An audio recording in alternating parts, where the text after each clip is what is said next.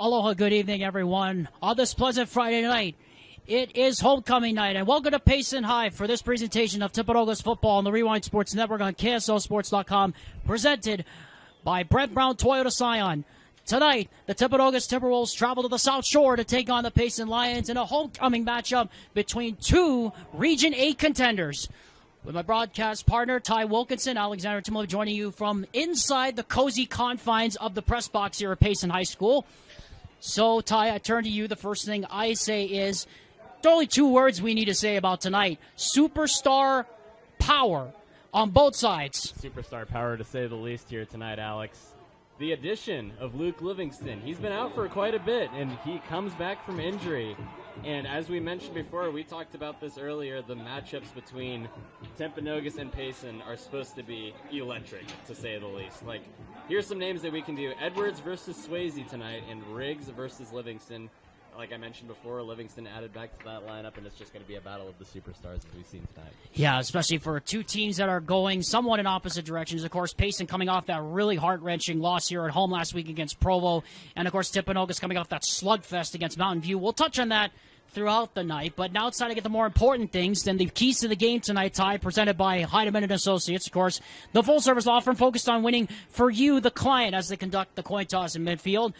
What stands out to you about these two teams here tonight on this homecoming night on the South Shore? Indeed, Alex. So for Timpanogos, I have two things. Last time I had one, and that's obtain control on the offensive drives. Last week, as we saw against Mountain View, was not very pleasant, to say the least, in regards to turnovers on the offensive drives. And I guess you can say, well, your defense could have stood out. And the good defensive drives, they better show today. Because the outshowing that they had last week against Mountain View were, I would say, very, very good. And with the return of, obviously, Luke Livingston, this offense, and this structured team, you can kind of just consider that Payson needs a more above-scoring average in regards to, this defense that they're facing. And if you're Payson, also defense. Timpanogos, 14.7 and 12.4 are both their averages for the first and second quarter of play. And then 7.6 and 4.7. Payson doesn't even pass above average in double digits just in the points alone. So if you get those offensive drives for them, they only average 26 points in the first half. So if you can hold them to that, they can hold to their own, and that's a W for you. Well, speaking of that Timpanogos offense, we are going to listen to them on the offensive side. First, of course, Brandon Riley. One of the rare things here in our games this year, Ty, we have not been able to hear the officials, but tonight we will be able to get to hear Brandon Riley, the officiating crew, because they are hooked in live to the microphone system here at Payson High. So that's a little bit of a reprieve, I guess, for us broadcasters. We don't have to guess what the officials are saying. You talk about the benefits of a new stadium. I'll say that's probably one of them, too, is be able to hear the referees and what's going on down there. Yeah, and speaking of that new stadium, it is a beautiful new turf field here at Payson High, just put in over the summer, and it looks absolutely incredible. The weather could not be any better either. 75 degrees at kickoff officially. Wind coming out of the south-southwest at 9 miles per hour, and we are going to have a nice, clear, full moon night. And if we know anything about full moon nights, Ty, we hope nothing strange happens during the next 2 hours. But yeah. Only time will tell at this point. Only time will tell. Tyler Hunter, Matt Hall to receive the kickoff.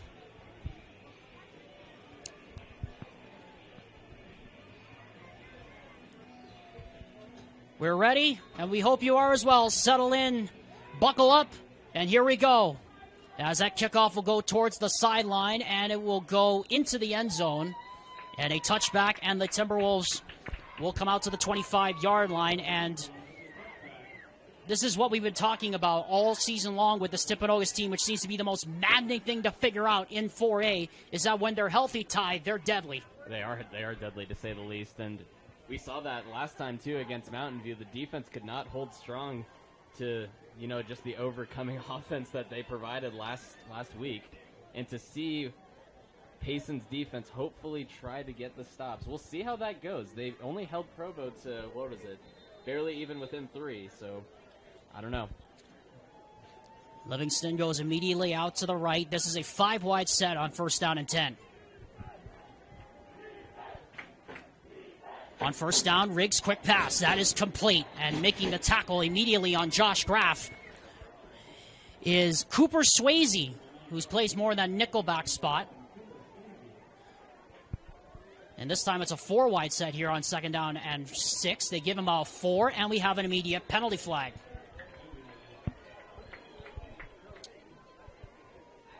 Brandon O'Reilly again is our referee.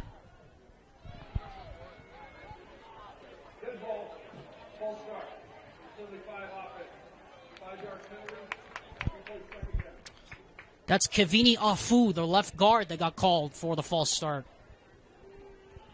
So Timpanogos goes from 2nd and 6 to 2nd and 11 now behind the sticks of the 19. Look at that Livingston against Wall matchup, 2 versus 2 in the bottom. Riggs on 2nd and 11, looks through a whole bunch of traffic, and he goes down.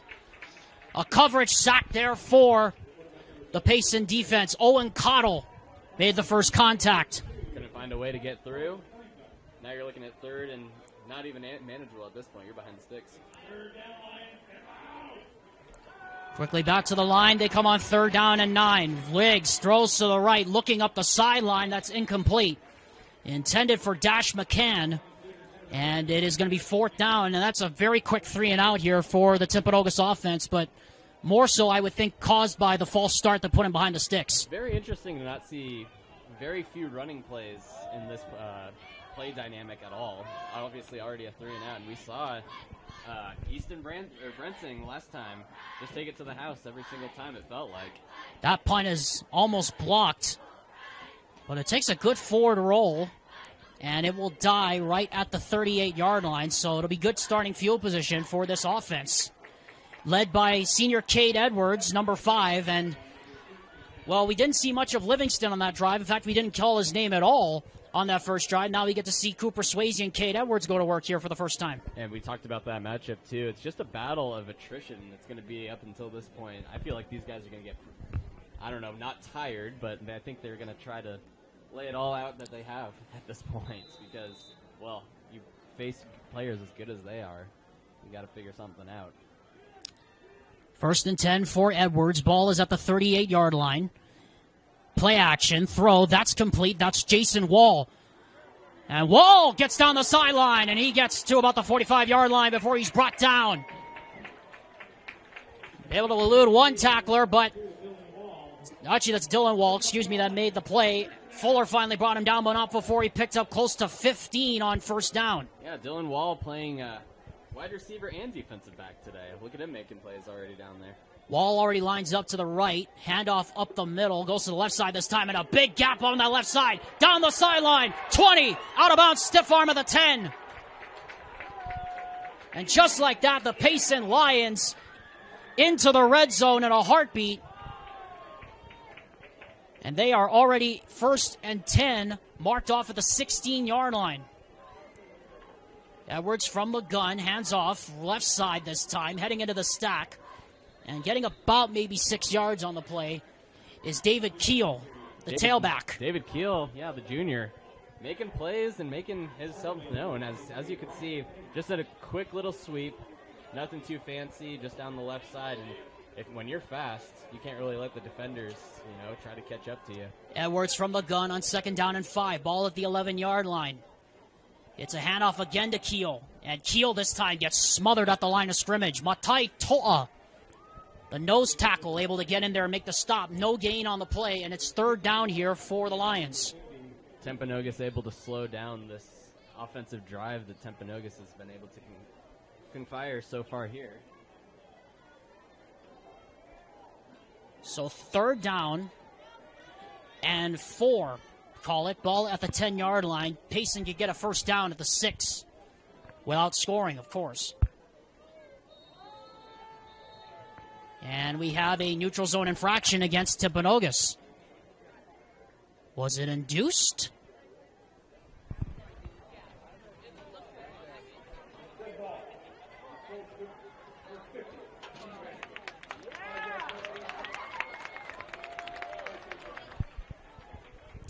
It apparently was not induced, according to Brandon Riley, the official, so it's going to make it 1st and goal.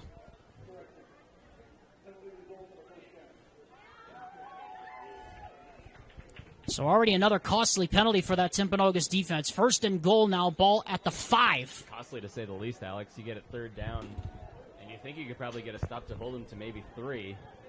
But that penalty now puts him within 5 yards of the end zone, and now you're looking at fate. Cooper Swayze now lines up double H-backs here. They motion one out. It looks like it might be a direct snap. Instead, it's a handoff right side to Swayze. He gets past Tate. Actually, I thought he got past Tate, but then he gets taken down in the backfield. Boy, Brighton Tate was being held by the shirt right there, and he was able to hold on long enough for the cavalry to get over there. What a play there by Tate, holding on to the shirt of Cooper Swayze, really for dear life. 2nd down and goal now from the 10. Edwards scrambles, throws, back of the end zone, touchdown! Porter Beckstead!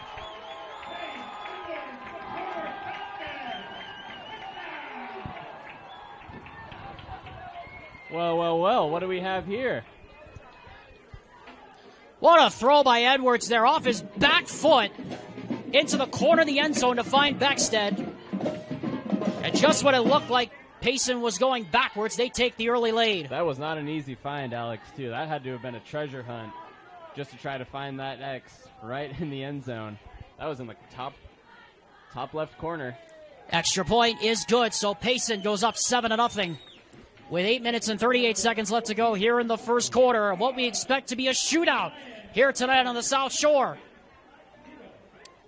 7-0 our score. Alexander Timop alongside Ty Wilkinson here on the South Shores of Utah Lake and Payson, where the Lions have just struck first on a touchdown drive. With 8:38 to go, Cade Edwards finding Porter Beckstead in the back corner of the end zone. Line drive kick this time down toward the corner, and it is going to go out of bounds inside the 5. So they tried to keep it away from Hunter that time, but that time the luck doesn't go the way of the Timpanogos, way of the Lions rather, and it will be 1st and 10 at the 35. And if you're Timpanogos, you want to have those kind of breaks, it feels like, because the first official drive that they had did not go, I guess, as they had planned. Not to mention the punt wasn't exactly very good, I would say, either. We saw lots of better ones back in their hometown. I don't know if that's just... It's obviously not altitude, Alex. You can't blame it on the altitude because we're further south. I don't think our elevation has changed much. So the Payson fans were all upset down here thinking it hit his leg, but we had a pretty good look up here, Ty. I don't think it hit him. I don't think so either. No, you would have had to have seen a pretty decent change of direction from up here to see if it was touched. The first kickoff was also pretty similar, but this one actually went out. Right. So on 1st and 10, Riggs, pump fake, throws, that is complete, sitting in the zone. And that's Cash McCann who makes the catch, and he's got a 1st down up to the 46-yard line. So they come out in that diamond formation, and they hit it for a gain of 11 yards and a 1st down. Riggs now from the gun, quickly back to the line. We have yet another flag. I don't think the Payson, this defense this time, was lined up.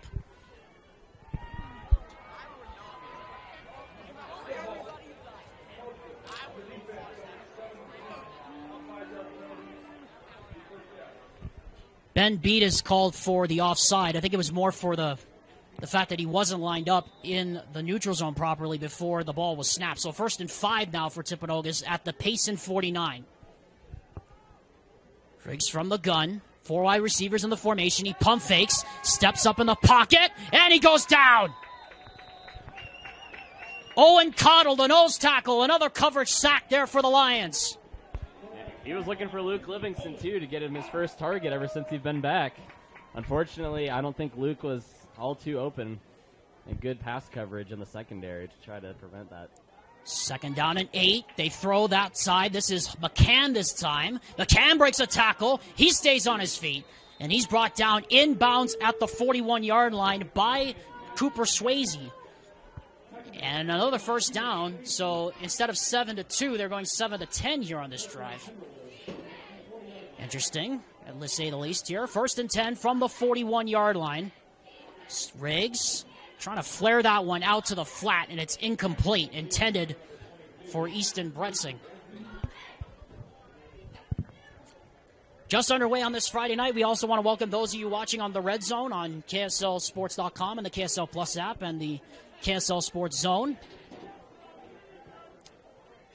From the 40 now, 2nd and 10. Riggs throws. That's complete. Graff. And Graff has a first down as he's knocked out of bounds at the 28-yard line. And he has a pickup of 12 there. And quickly, Timpanogos moving into Lions territory, something that a lot of Timpanogos fans I don't think were accustomed to seeing very much last year. They got pasted for 35 in the first quarter. Play action. Riggs throws. Again, bobble, but caught. That's Dash McCann this time. So the McCann's getting involved here early, Ty. Very interesting game plan by offensive coordinator Joe Haymore. I would agree, too. I don't know. Is that a coincidence? It may be. Dave, their Uncle Dave. I know Uncle Dave's watching back in Provo. Shout out to him.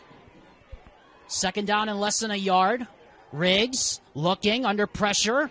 Just going to tuck in and run and has the first down before he's torn out of bounds by Cottle et al. And we'll see where they mark him. It looks like he has the first down, and it looks like he does. So they're now within the red zone, knocking on the door of getting points here, Alex. But the only thing that we saw last time is Timpanogos is a fast team in regards to offense, and I think that's what gives them the advantage in not getting the defense set because of that penalty that they had earlier, too. Riggs on the quarterback keeper. Might have been a bit of a broken play. Still going to pick up positive yardage, though. He puts his shoulder down. He'll get about maybe 5 yards. Brought down by a whole host of Lions. It'll bring up 2nd down and 5. And as we talked about, here goes the tempo. Tempo, I like that. That's basically what it is. Riggs looks. Wanted to step up. Now just throws it up for grabs in the direction of Graff. I think he was trying to throw that away. It's incomplete. And it'll be 3rd down now at about the 14-yard line. And this might be a spot where maybe Joe Haymore and Austin Heaps might want to think about going for it here, but it's 3rd down regardless. I think you hand it off to Easton Brensing at this point, Alex. I think you need to get a run play in here.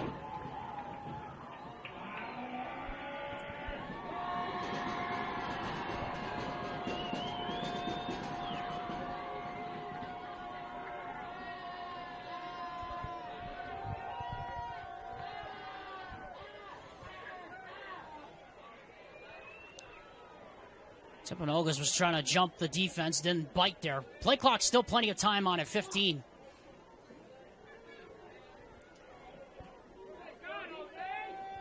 Riggs. And we have a timeout. I believe it's by Timpanogos, and it is.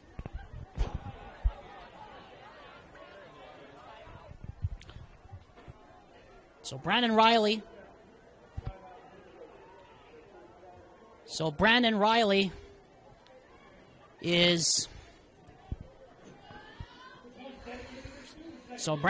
signals for a timeout. We'll keep it here, though.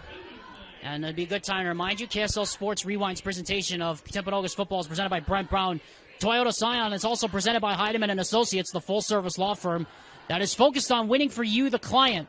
Call them today at 801-754-4240 or call them today at 801-472-7742 or consult them online at utah.law for the nearest law office near you. Back out of the timeout on 3rd and 5. Riggs hands to Bretzing, looking for a gap. He gets it, and he's going to be very close to a first down. He's going to be short by about a chain link. And well, you called it now. I think you have to go for it here, given you are where you are. Like we said before, Easton Brensing is the one you got to give it to. Riggs, Bretzing, got it.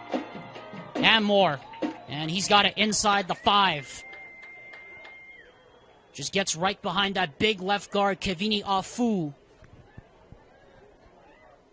And it is now 1st and goal, Timpanogos on the Payson 5-yard line.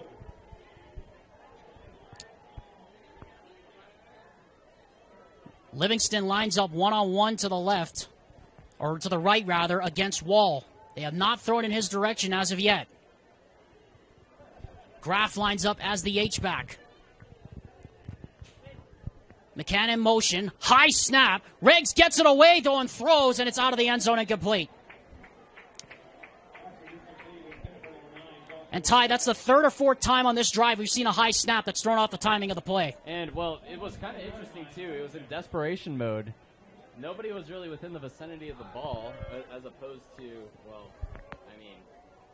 Maybe Graff. Yeah, maybe Graff, but... desperation calls for desperate measures. 2nd down and 5. Throw! That's complete! And McCann is going to be knocked down short of the goal line. What a play there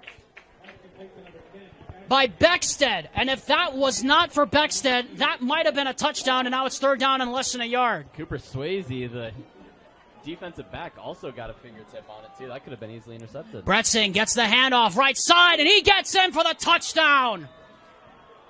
Right off right tackle, and the Timpanogos Timberwolves answer instantly.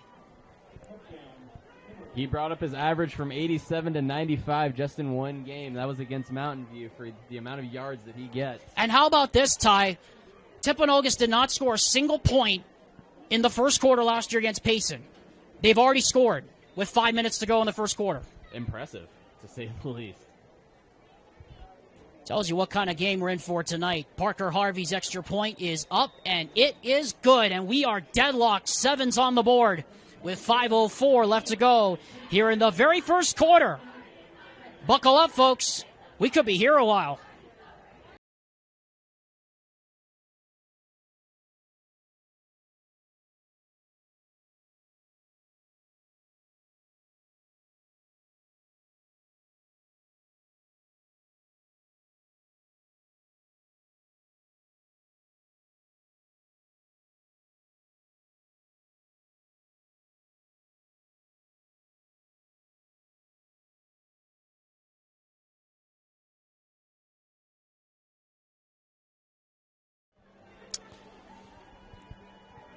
Proud to have Igloo Outfitters as the official winter weather outfitter of KSL Sports Rewind. KSL Sports Rewind's presentation of Timpanogos football presented by Brent Brown Toyota Scion continues. Alexander Timop alongside Ty Wilkinson. So 2 drives, 2 scores. Payson scored on a short field. A touchdown from Cade Edwards to Cooper Beckstead, or Porter Beckstead rather, and then it was Chase Riggs handing off to Easton Bretzing into the end zone, who will now kick off, and we are tied at 7 halfway through this first quarter.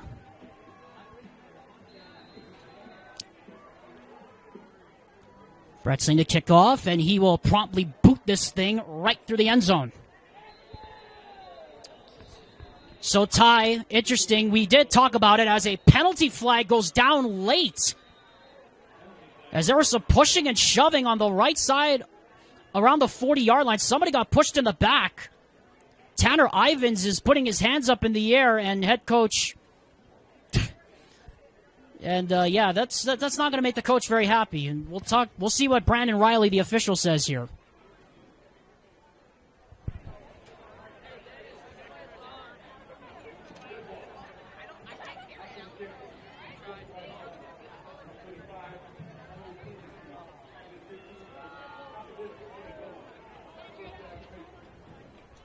So that's going to back Payson up inside the 20-yard line. In fact, it's going to put him half the distance to the 10.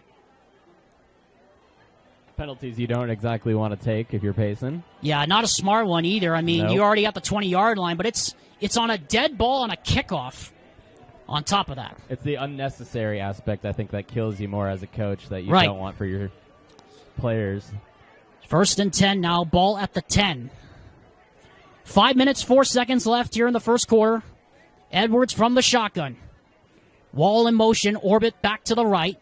He throws that way on the lateral pass. That's complete. He breaks one tackle. He's in trouble. Going to need some help.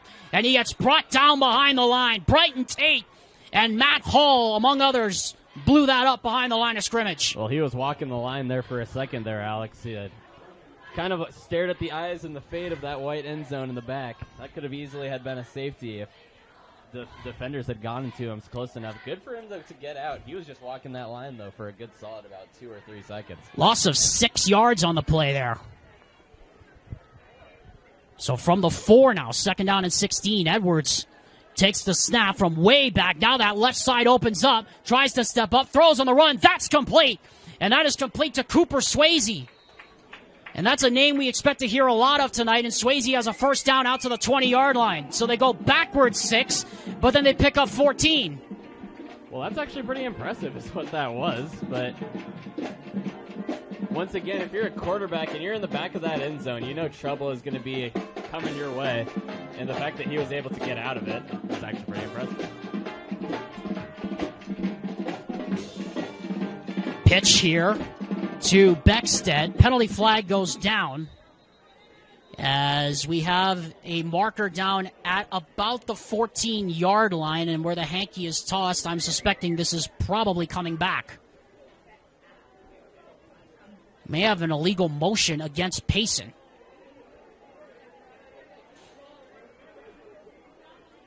Be already the 4th penalty we had called by Brandon Riley's crew here in the 1st quarter alone.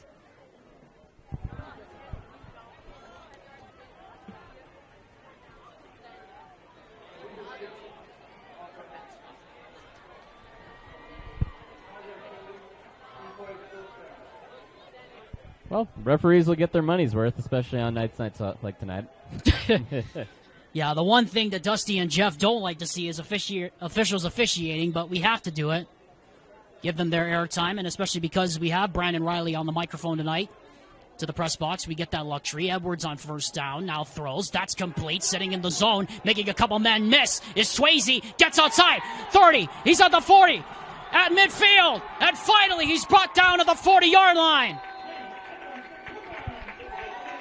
He got a great block down the field, too, and Payson immediately threatening inside the 50. Laid the arm down, and that's what helped him get across as far as he did there, Alex. But then the block in the end had a man to break. Once again, those sweep plays, we keep talking about them. They keep working for this offense.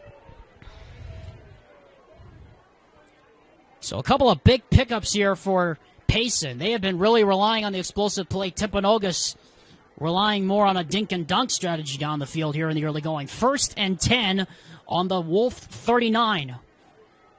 Edwards once again in the shotgun. Double wide receivers either side. Tailback in the backfield is Keel. He gets the handoff left side, gets around a couple of tacklers, and he'll pick up about maybe 5 yards. Knocked out of bounds there by Tyson Miller et al. On the play. I don't know what it is, though, but they really like that left side right now, Alex. They keep liking those sweeps. And I mean, well, positive yardage is in their favor, so why stop now?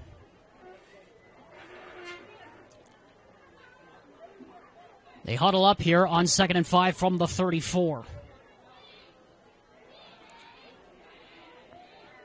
Swayze steps out of the play for this one. Beckstead now takes his spot on the slot to the right.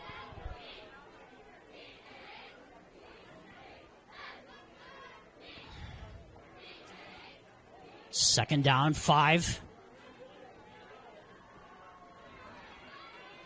Edwards drops straight back, 5-man rush, throws, that's complete, close to the marker. We're going to see where they mark him.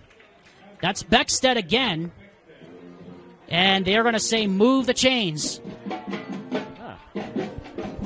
Beckstead replaced Swayze, and they went right to him. I guess he found himself open.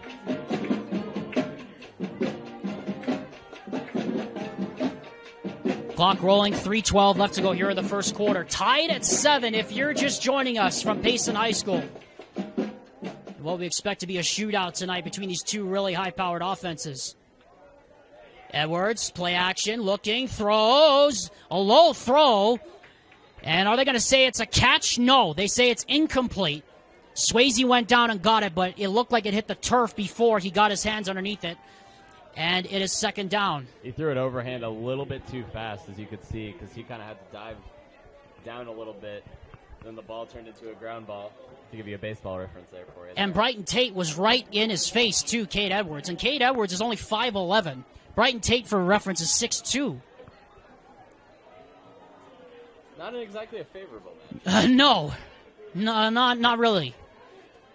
2:52 left, 1st quarter, 2nd down and 10 from the Timpanogos 30. A man comes in motion left side. Edwards fakes it, shovels it, and are they going to say it's a live ball?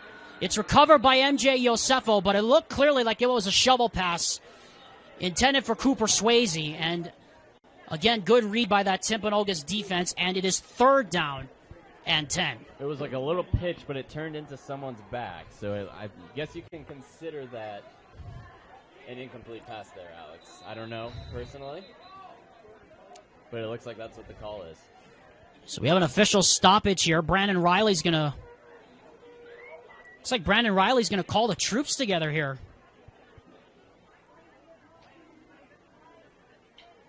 So potentially we could be having a stoppage here just to remind the coaches to keep everybody's emotions in check, and I think that's exactly what it is. So we'll step aside quickly after this word from Brett Brown Toyota Scion while they discuss things with the coaches. When Brett Brown Toyota in Orem became the #1 Toyota dealer in the nation in customer loyalty, our sales surged. That continued explosive growth leaves us without the amount of used cars to meet demand, paying unheard of prices for trade-ins, or we'll just buy your car outright at Brett Brown Toyota in Orem. Proud to have Brent Brown Toyota Scion as your official sponsor of KSL Sports Rewind's presentation of Timpanogos football. Alexander Timop alongside my broadcast partner, Ty Wilkinson, here on this beautiful night here in Payson.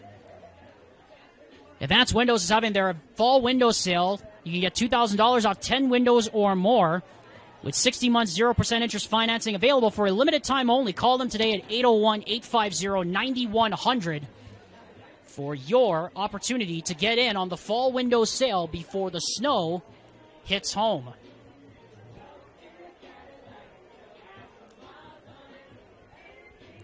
Big 3rd down upcoming here, Ty, for this Payson offense. I'd say so. It's early in the game. Yeah, it's been pretty entertaining, only with 2:48 left, so you obviously can't complain Friday night. We still have 30-something minutes of this left to go, buddy. Exactly.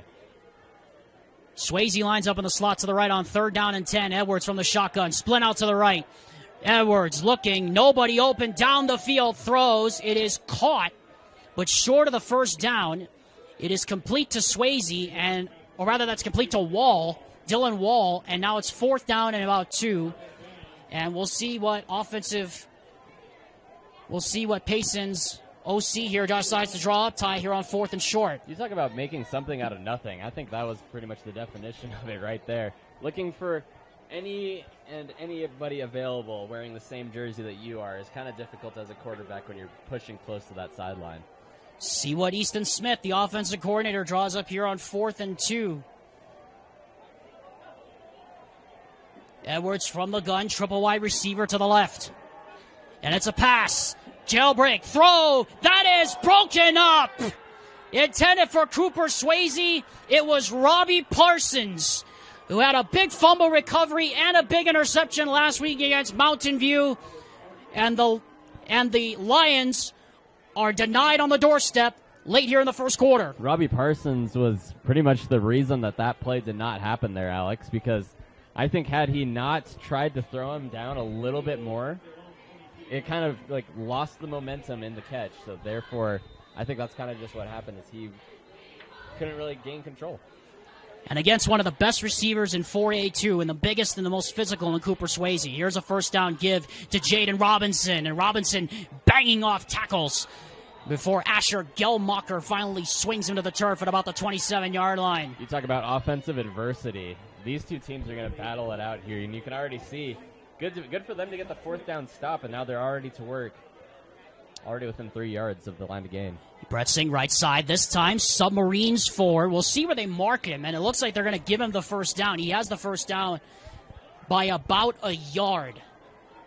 And so the Timberwolves will move the sticks with under 2:10 to play here in the 1st quarter. And here's the quick offense that we always see, Alex. They're just going to keep snapping everywhere they go. And interesting, Luke Livingston I don't think's been targeted yet. Here's Brett Singh again, and the ball comes out, but he got back on top of it. Gelmacher laid the lumber on him, but Brett Singh able to get back on top of the football. Should bring up, it is interesting that Livingston has not even been targeted yet in this 1st quarter. Brett Singh lines up. Now Riggs here on second down. Throws. That's complete. Brett Singh is going to be short of the first down. He's going to be short by about a few yards, but it'll be third down at about 4. And look who it was out of the gun, Mr. 88, Parker Harvey, the junior, coming out, trying to make the play and apply the pressure. Third down and 2, once again for Timpanogos. Approaching a minute to go here in the first quarter. Alexander Timolip, Ty Wilkinson on this beautiful Friday night from Payson, UT. As the fans trying to turn up the volume knob here on third down and 2.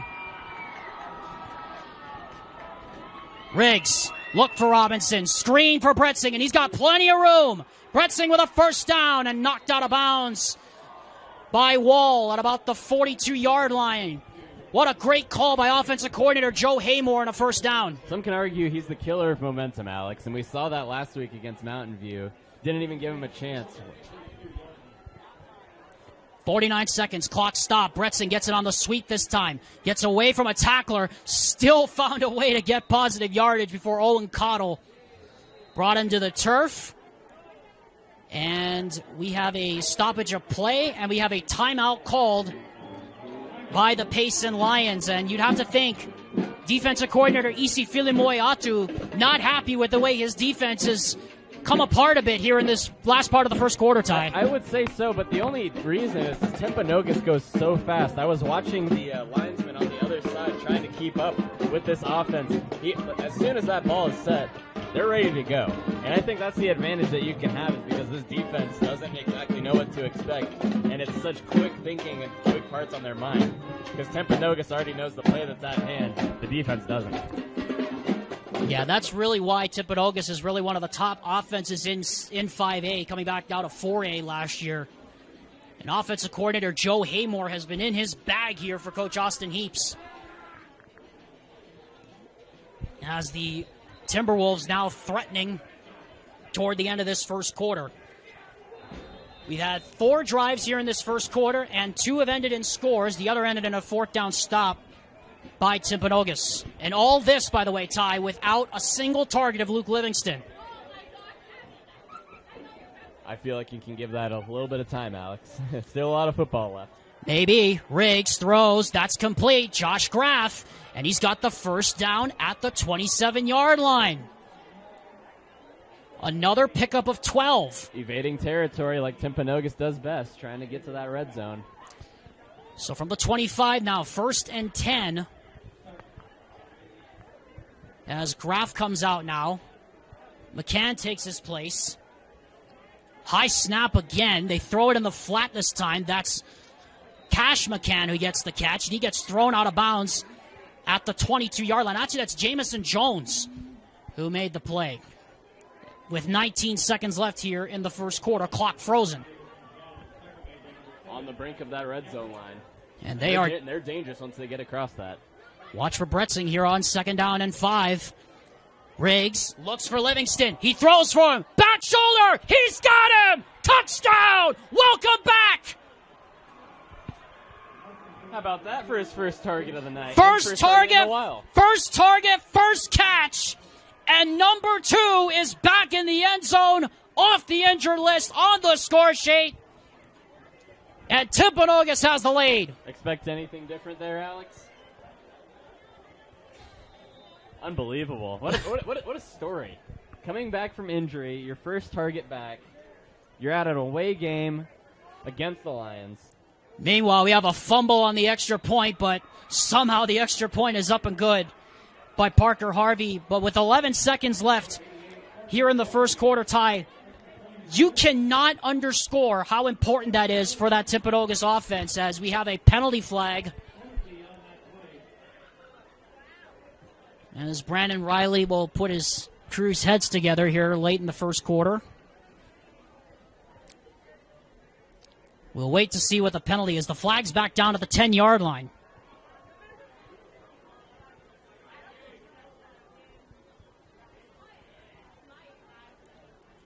And apologies to the folks at home that I ever get overly exuberant about these kind of things, but Luke Livingston has been away with that injury the last 2 weeks, Ty. You can't help but get excited. I can't blame you for that, Alex. I mean, when you see a guy who's been back from injury who was a captain for the squad at one point or another.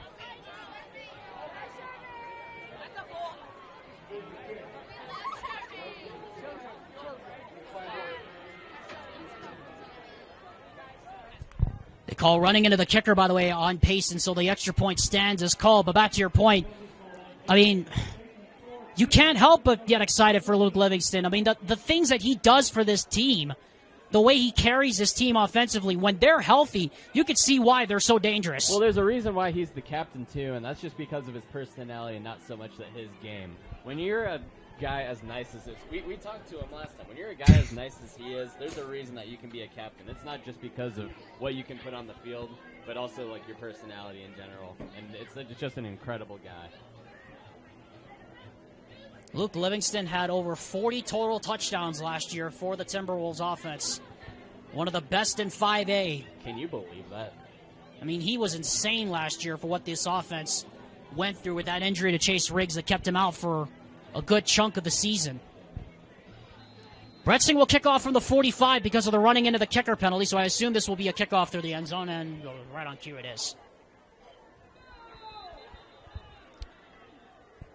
So in a game tie where it looks like it's going to come down to the two offenses, like we said, this is a big drive for Payson here going into the second quarter to see if they can respond.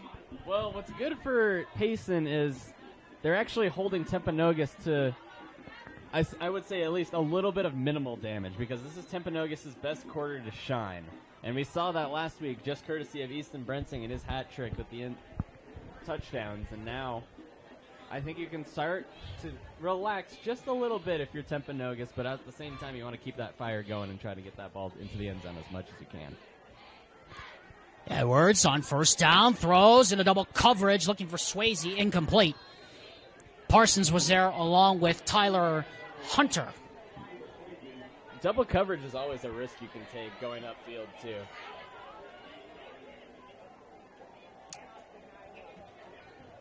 Waiting for the personnel to clear the field of the loose ball that's out there. Edwards now second and 10 rather from the 20. Edwards sprint out to the right, comes back to the left, tries to throw that way, and nobody was fooled. Marley Yosefo said, "I don't think so." And that's how the first quarter is going to come to an end here on the South Shores. As Peyton Sorensen got absolutely blown up on that play. And what a first quarter we had here in the South Shores. Good news is, folks, we still got 36 more minutes of this. Don't go anywhere. Timpanogos up 14-7 on KSLSports.com.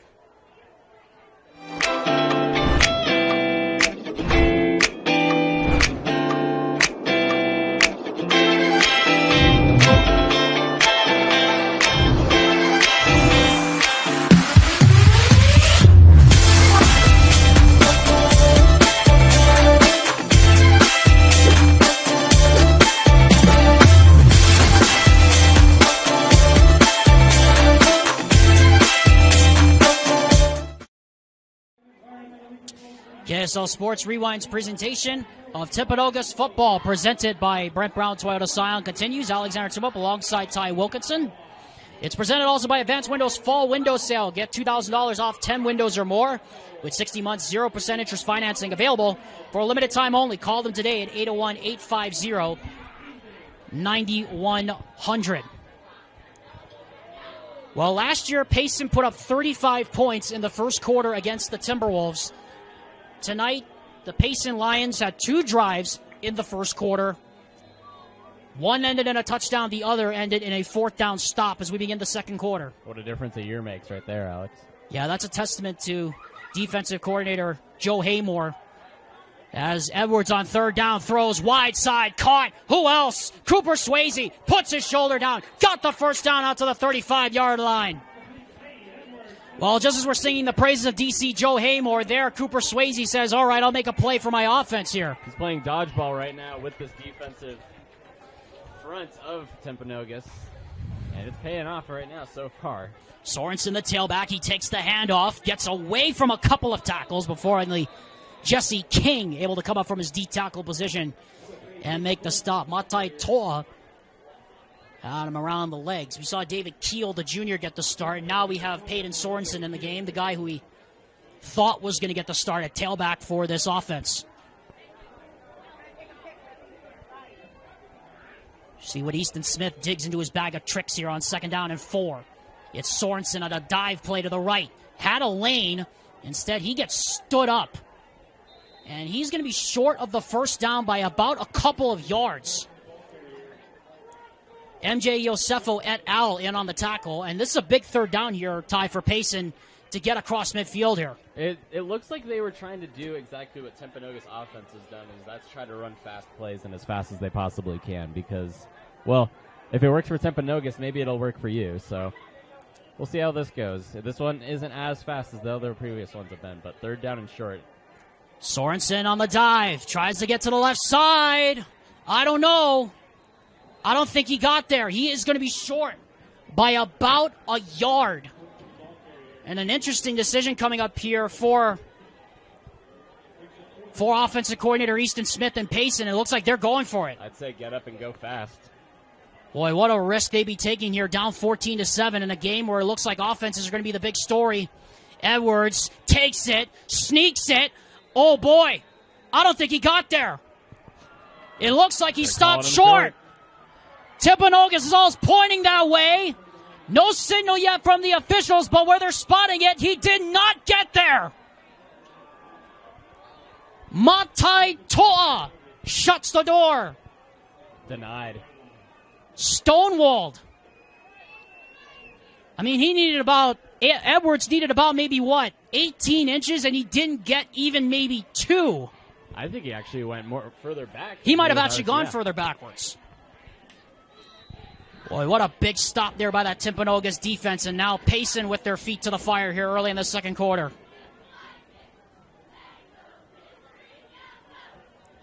Riggs from the shotgun, double back set. Hand off to Bretzing. Bretzing gets into the stack, and he picks up about maybe 2. Timpanogos is one of those teams, when you're hot, you're hot. And we saw that last week, right, Alex, against Mountain View. 2nd down and 7 now from the Payson 38. Riggs rolling to his right. Throws up the sideline. Man open. It is. Is that caught? Was that caught? Oh, my goodness. Yes, it was. He must have gotten a foot down. There's no way. Guess who it was? Who is it, Alex? Say it. Livingston. Insane. 2 for 2. Can you write a script any better than that? Well, only if Riggs throws a touchdown to him here. He's got the same matchup here on 1st and 10 from the 14. Instead, it's a handoff to Robinson right side. Gets through a crease, and he'll pick up about maybe 4, maybe 5 yards. Now, is he a human highlight reel? It feels like every time whenever I watched film. I think we're about to find out here on this 2nd down. Maybe. We'll see. Riggs, bobble the snap, hands to Bretzing, though. Bretzing, I think, has the first down. We'll see where they mark him, and they are going to give him the first down at about the 4-yard line. Luke Livingston with 2 catches already on 2 targets, and they have been huge here in this first half for Timpanogos. As they are inside the red zone again for the 3rd time. Trying to go 3 for 3 down here. High snap again. It's Robinson. And this time he gets stood up at the line of scrimmage. Bo Steinfeld, another one of those 2-way stars, swallowed up the middle.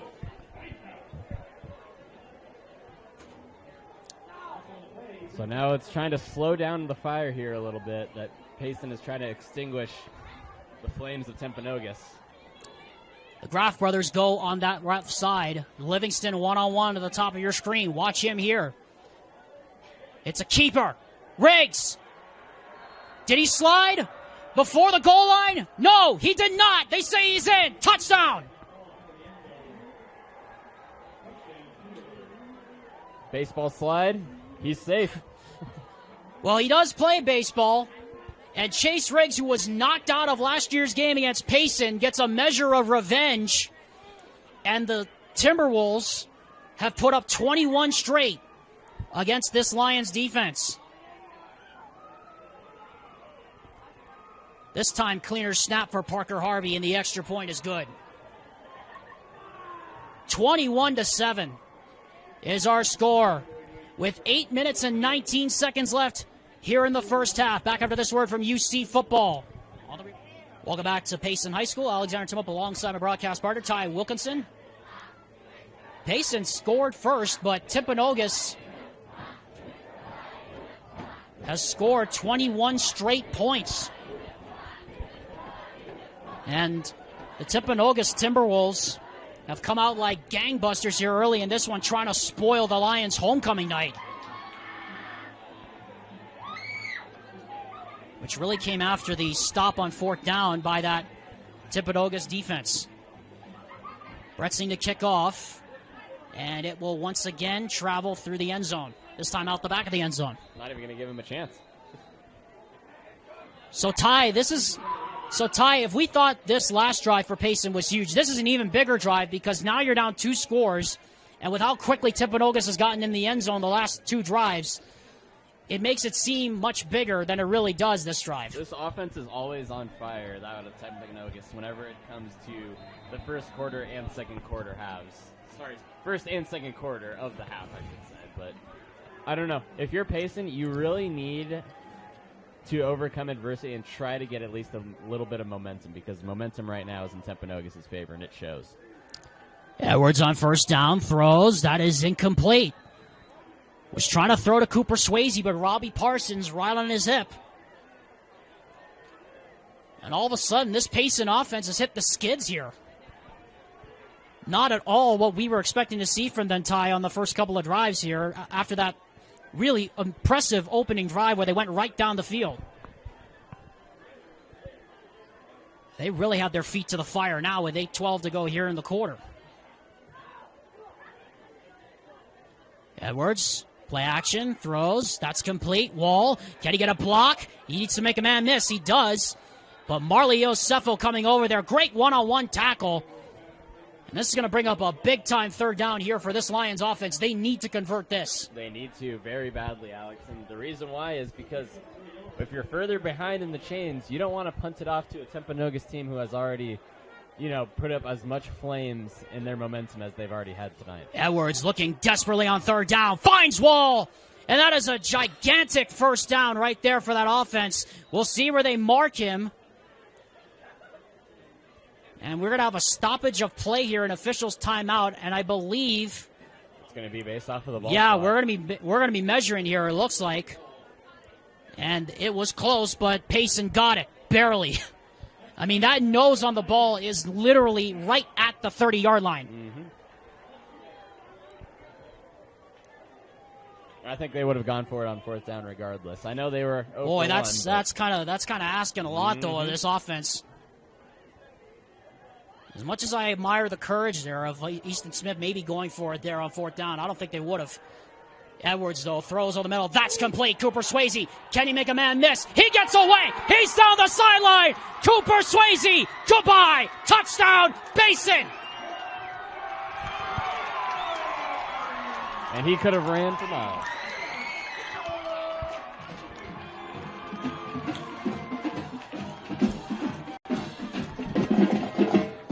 And a badly, badly, badly needed score for that Payson offense, Ty. I apologize for stepping on you right there, but it just goes to show you how big that score actually was.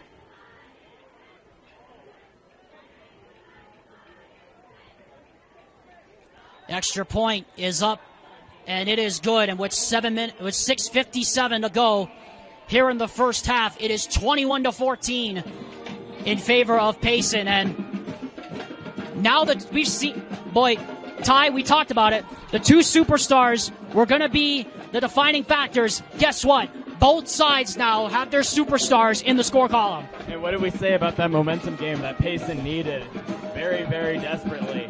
I think that's a momentum gainer for your team, especially with that offense, considering now it's just a one-score game. So So a very badly needed score there for that Payson Lions offense, who were really hitting the skids after such an impressive opening drive. But now they're facing the prospect of being down only by one score. And I will say, it makes it a lot easier to be down one score when you have an offense like that. And it looks like there was a penalty on, looks like it was after the point attempt that's going to be enforced on the kickoff. So they're going to be kicking from the 45 here, it looks like. Right you are. I can see it from here.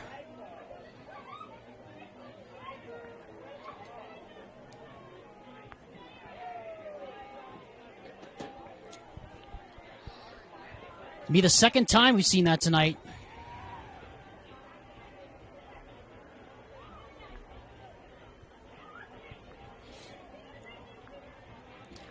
Apologies, folks. Our scoreboard here just crashed in the booth. We'll get it fixed as soon as possible. Kickoff will take a dead bounce down at the corner, and it's picked up on the run by Matt Hall. And Matt Hall is not going to make it to the 10-yard line. Special teams kept him within single digits right there, Alex. And so now the Timberwolves start from deep in their own end here, Ty. And I once again bring up to you the point that Timpanogos has been on fire these last 3 offensive possessions. This is one they really need to convert on here to get momentum back in their favor. And Timpanogos did that last week against Mountain View, as we saw. Momentum favor is the name of the game, it feels like. When your offense goes as fast as Timpanogos' does, it's very interesting to watch the defense try to catch up, and it feels like that they're trying to catch their breath. And meanwhile, we have a blindside penalty on Timpanogos, so that's going to back up the Timpanogos offense inside the 5. And we apologize, we're having some score bug problems, but our tech extraordinaire, Vince Francis, is going in and fixing it for us right now. Shout out to him back in Salt Lake, helping us out.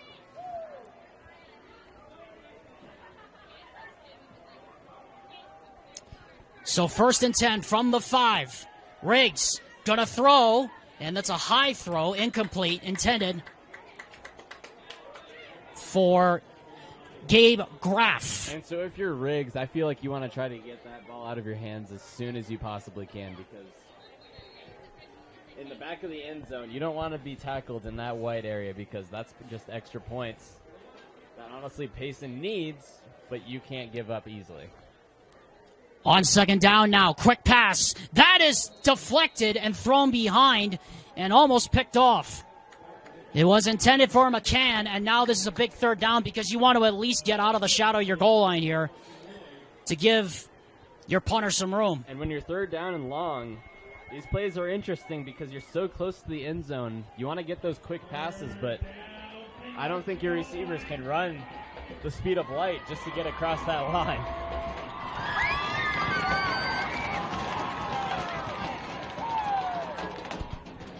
Riggs, protected, just gets it away. McCann absolutely steamrolled Porter Beckstead.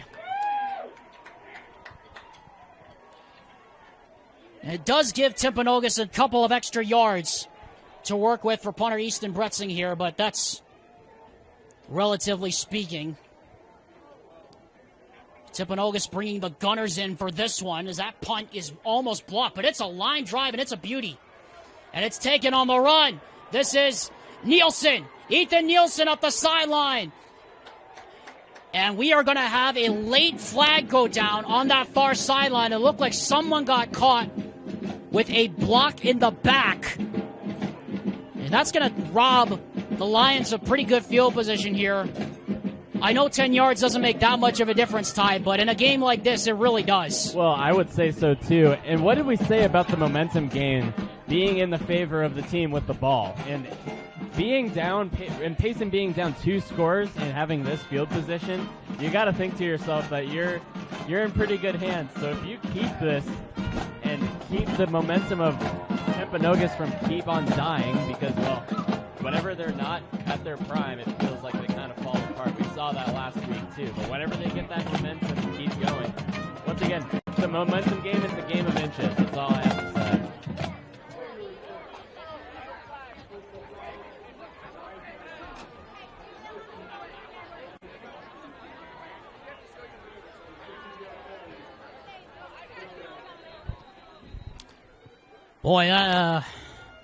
Boy, that's a big penalty. That's not even a block in the back. That is a blindside hit called on Payson.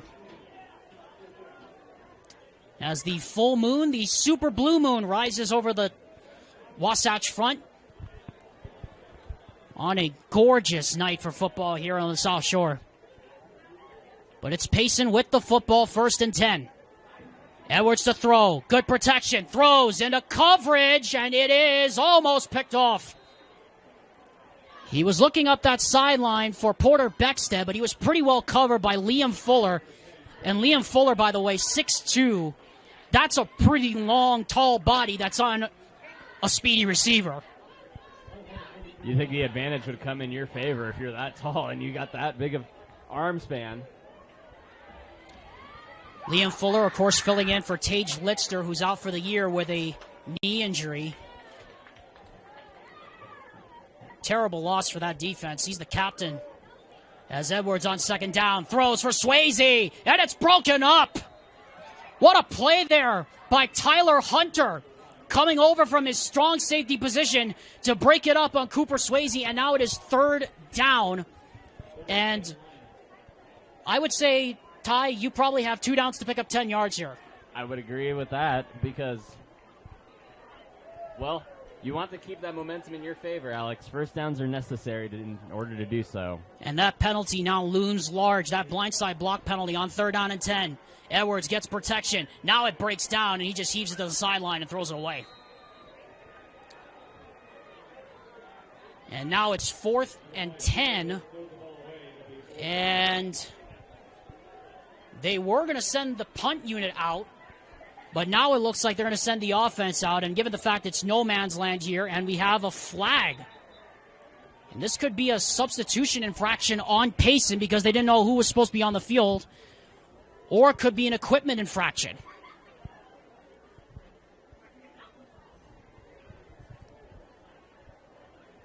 Brandon Riley, the judge, says what?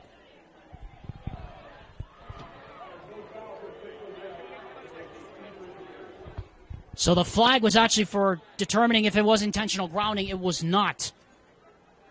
But from our vantage point, it looked like Edwards was outside the tackle box and had a receiver in the area, and it got past the line of scrimmage, so it doesn't matter. Meanwhile, 4th and 10. Plenty of time here on the play clock.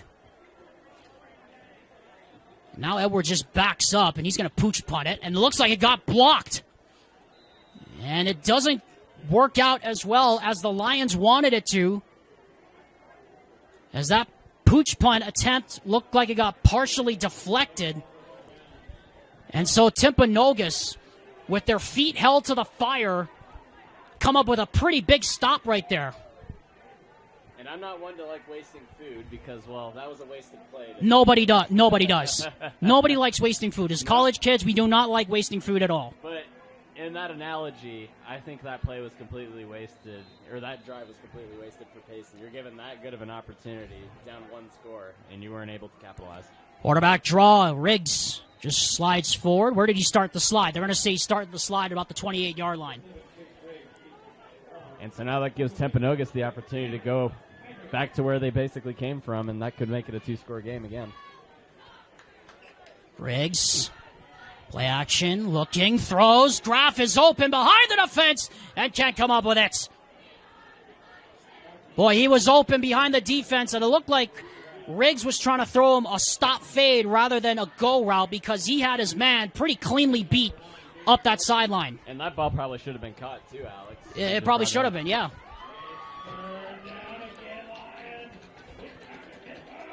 Third down and 7 again. Both offenses have kind of hit the mud here in this second quarter. Riggs throws, caught. Who else? Livingston in the clear. Swayze to beat. He beats him. Livingston finally shoved out of bounds at the 10.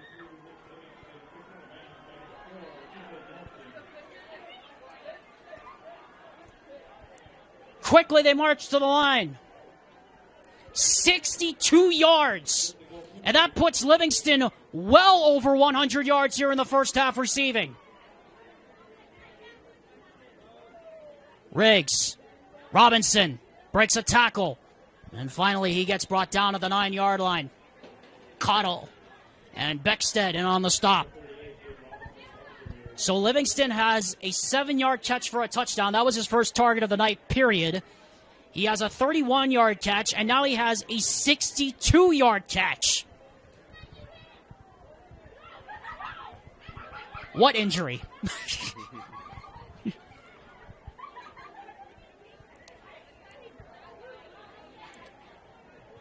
Second down and goal now from the 9. Riggs, Bretzing, sweep. And he gets brought down after a pickup of about a couple. And if you're the Payson defense here, if you're defensive coordinator Isi Filimoyatu, you really want to hold him out of the end zone here at Timpanogos. I would agree, too, because, well, once again, you waste such a good opportunity that you had during your offense that you're going to have to rely on your defense throughout the course of the night. And this was the momentum that you didn't want to give Timpanogos, and we said that from the start.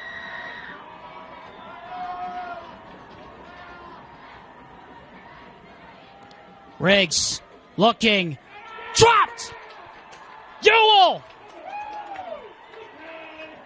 Ewell came untouched. Lincoln Ewell off the edge, and it's 4th down. A huge play by this defense. Isn't that what you need in these circumstances here, Alex? And you talked about it. What a huge play to hold Timpanogos at least to a field goal attempt. Easton Bretzing to try this one now from 35 yards, 36 officially. Snap is good, the hold is good, but the kick is no good. And the Payson Lions dodge a major BB, and they're going to get the ball back with 3:10 to go here in the first half.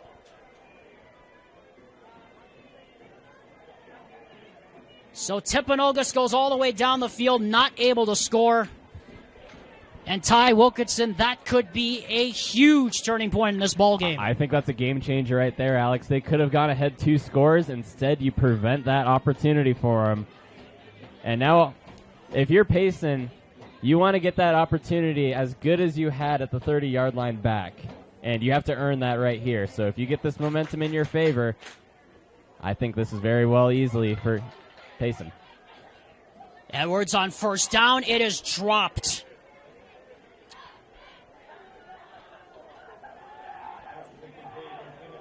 But you got to do it fast and you got to do it quick going into half because we're getting a little bit close to that 3-minute. We're actually right on that 3-minute mark right now. Remember, Payson still has 2 timeouts left. Timpanogos still has 2 as well. Payson, though, will get the ball to start the second half of proceedings here. Which gives you more incentive to try to again score. Right. Look out. That's not going to help. Matt Hall sniffed that out from the start on Dylan Wall. And that Timpanogos defense has just been outstanding since that first drive.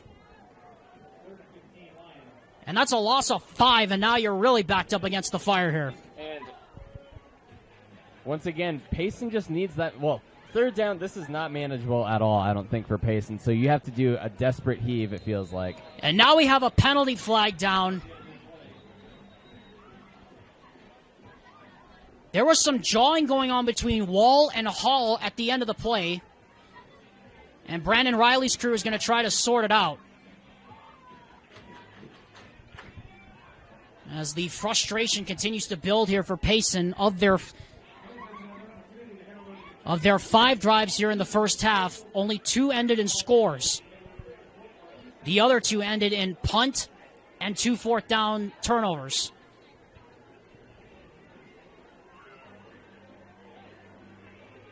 So we'll see what Brandon Riley decides here.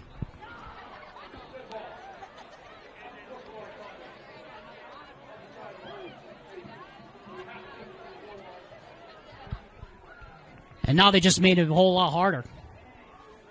Because now you got a sideline penalty And now Brandon Riley's having to come over. And, head coach Brian Wall is not happy down here on our far side, on our near sideline. And he better be careful because he's already been booked. And if you get a second unsportsmanlike penalty, you can get ejected. And it looks like that line to gain is pretty much on the horizon line at this point for Payson. Yeah, they're going to need a couple of 15-yard penalties to go their way here. Edwards just going to screen it, complete to Beckstead. Try to pick up as much as he can. He'll try to get there. There's a flag down, 2 flags down, in fact, as it was Liam Fuller and I believe it was Wall again on that far sideline. There were 2 flags that came out. One came out from the linesman. The other came out from the umpire. And meanwhile, one of the offensive linemen is in a squat over on that side. It looks like it's Ben Beat, the right guard. Again, Brandon Riley having to sort out the mess here. And now it looks like Beat is down on his back. Now he's up again. See what they decide here.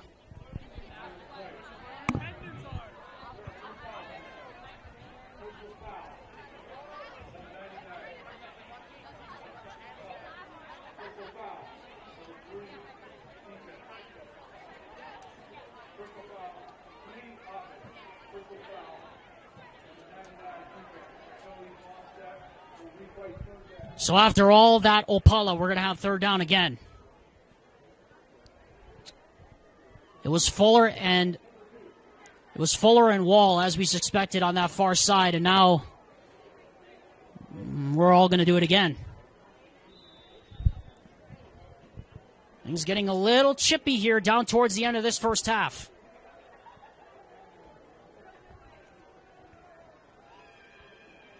Edwards looking, throws, that's complete. Swayze trying to get away. Can he get that first down marker? Yes, he can! Oh, and my plenty goodness. more! Cooper Swayze! No flags! Aloha!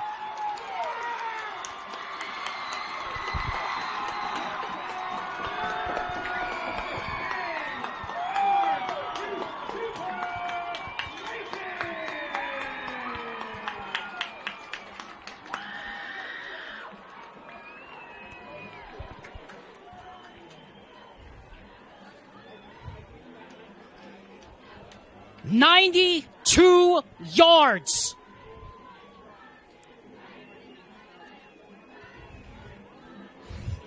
I got 3 words: coast to coast. That's unreal.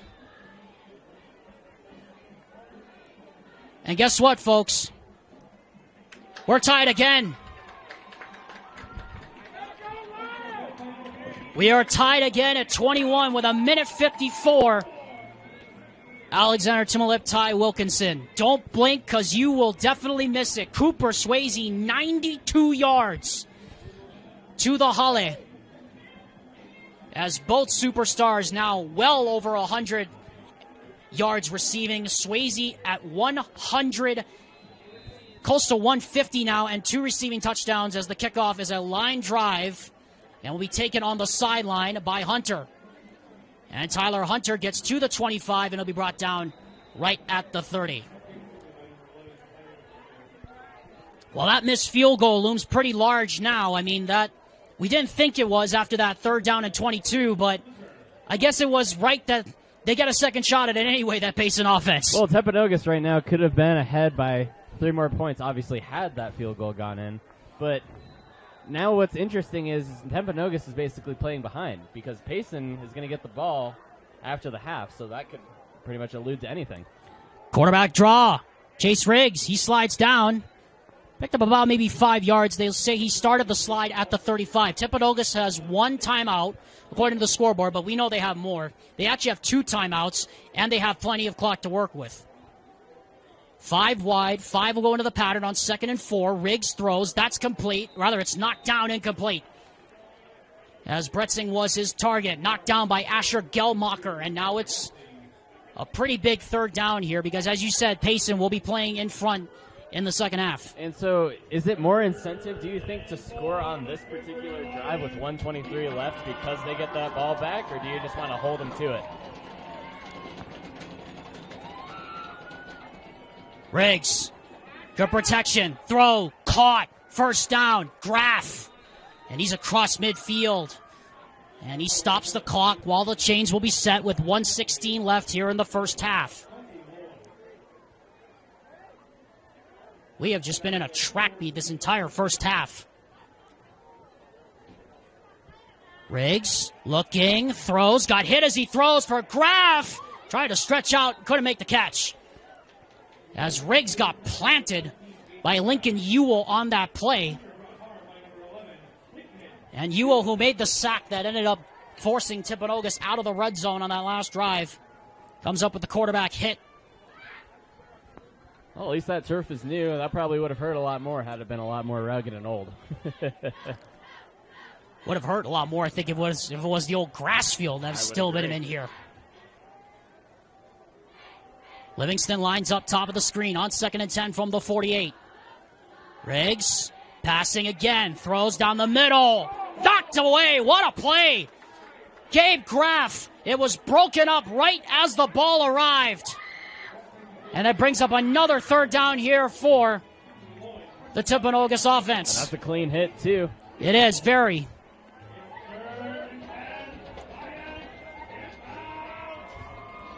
They converted a 3rd down and 5 last time. Now this is a 3rd down and 10.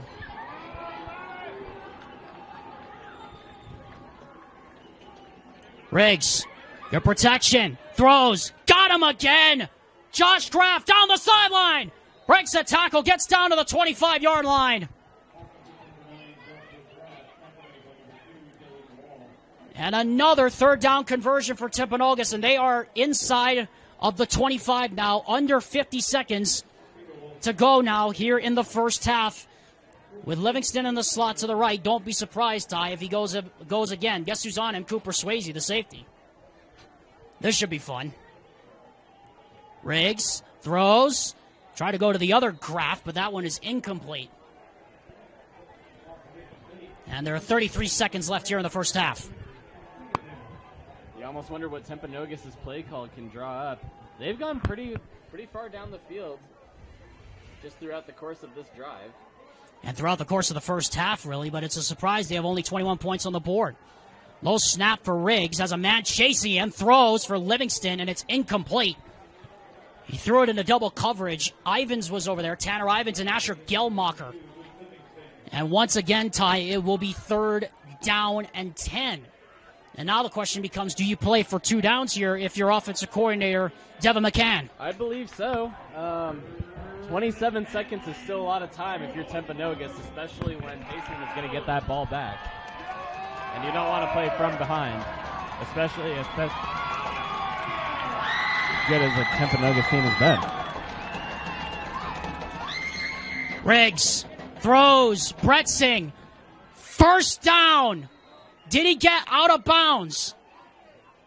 Where are they going to mark him? They're actually going to mark him short by about a yard. I thought he got there, but apparently they're going to mark him short of the line to gain. And Timpanogos will call its 2nd timeout here with 20 seconds left here in the first half to try to build the drama. Does this reminisce what feels like the end of a game already? It may be what we get at the end of the game. I hope so. But anyway, Ty, back to what we were saying. I should correct my bearings here. Devin McCann, the offensive coordinator, has called a great first half here for Timpanogos. But what do you do here on 4th and 1? Because you could run it, and you could potentially pick up the first down. The problem is now, according to at least the scoreboard, you don't have any timeouts left, so you're going to have to get at least a couple of plays here into the huddle. Well, that's a name that we haven't heard very often, too, is a pass rush by Easton Brenson. I don't even think he has a touchdown tonight. Well, he does have the opening rushing touchdown, yes. He has 1 rushing touchdown, as opposed to his other 3 that he had last night. But that's a name that you're not going to be hearing very often as you see an empty backfield formation. And Luke Livingston going to take it on 4th and 1. He's going to run it and get it. And he dives forward on that bad ankle to about the 11-yard line, and Timpanogos will immediately call their final timeout. The scoreboard here says they have no timeouts, but I think the count of the scoreboard here is off.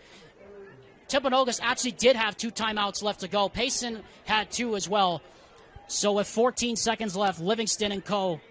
move the sticks. A lot of captain mentality there, too, for Luke Livingston, being able to come back and kind of just thrive. It feels like he's already been here and he knows exactly what he's doing, and he hasn't, wavered. So with 13 seconds left, 14 officially left here in the first half, it is 1st and 10, Timpanogos on the Lion 11. And I believe the imperative here for Chase Riggs is he cannot take a sack in this situation. Graff to the left, Livingston top of the screen to the right. Bretzing in the shotgun, tailback at Riggs' left hip. Riggs to his right, throws to the corner, and it's incomplete. And it would have actually been, I think, an incomplete pass anyway. Dash McCann would not have been able to haul it in. So now there are 7 seconds left, 6 on our scorebug. Very interesting to see how aggressive offensive coordinator Devin McCann and head coach Austin Heaps wants to be here with 7 seconds, because you can't complete anything to the middle of the field here, Ty. Well, Payson's pass coverage is also going to have to step up, too, because all that Timpanogos, I believe, is going to do is try to pass because, well, obviously running will run down clock, and timeouts are not in your favor anymore. And so Payson going to use one of their timeouts here to try and draw up something defensively. See what defensive coordinator Isi Filimoyatu will go with. As we have 6 seconds left in the first half, Timpanogos and Payson deadlocked at 21 with the Lions on the doorstep. The Wolves on the doorstep.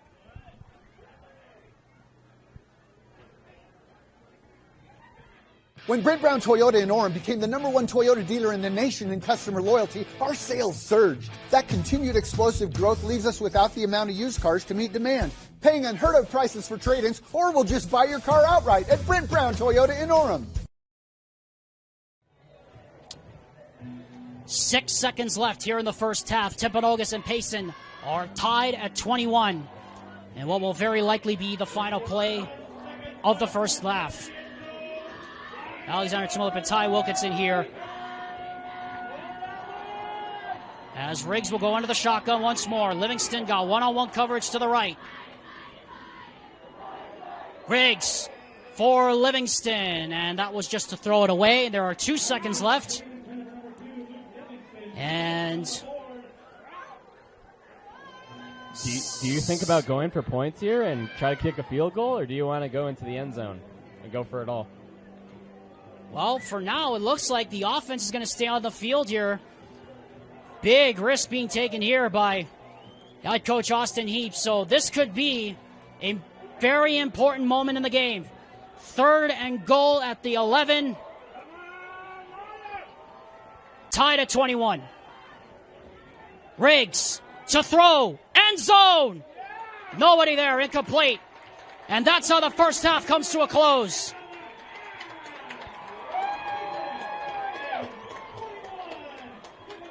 So Payson got the opening touchdown. Timpanogos scored 21 straight. And then the Lions answer with 2 quick scores. And Ty Wilkinson, we are set up for a great second half here on the South Shores. I would agree. Great job by Payson to get that coverage stop right in the end of the end zone and preventing any other points from happening. I was kind of shocked to see Timpanogos wasn't going to go for points to see if they could get the lead going into the half. But nonetheless, Payson, I think, you can say that you got the momentum in your favor because you get that ball back at the half. Well, what a second half we're set up for here on homecoming night here in Payson. Blackjacks on the scoreboard. 21-all is your score at the break. When you come back, we'll have the Payson High homecoming ceremony, and then we'll have the kickoff for the second half. This is KSLSports.com's coverage of Timpanogos football, presented by Brent Brown, Toyota Scion.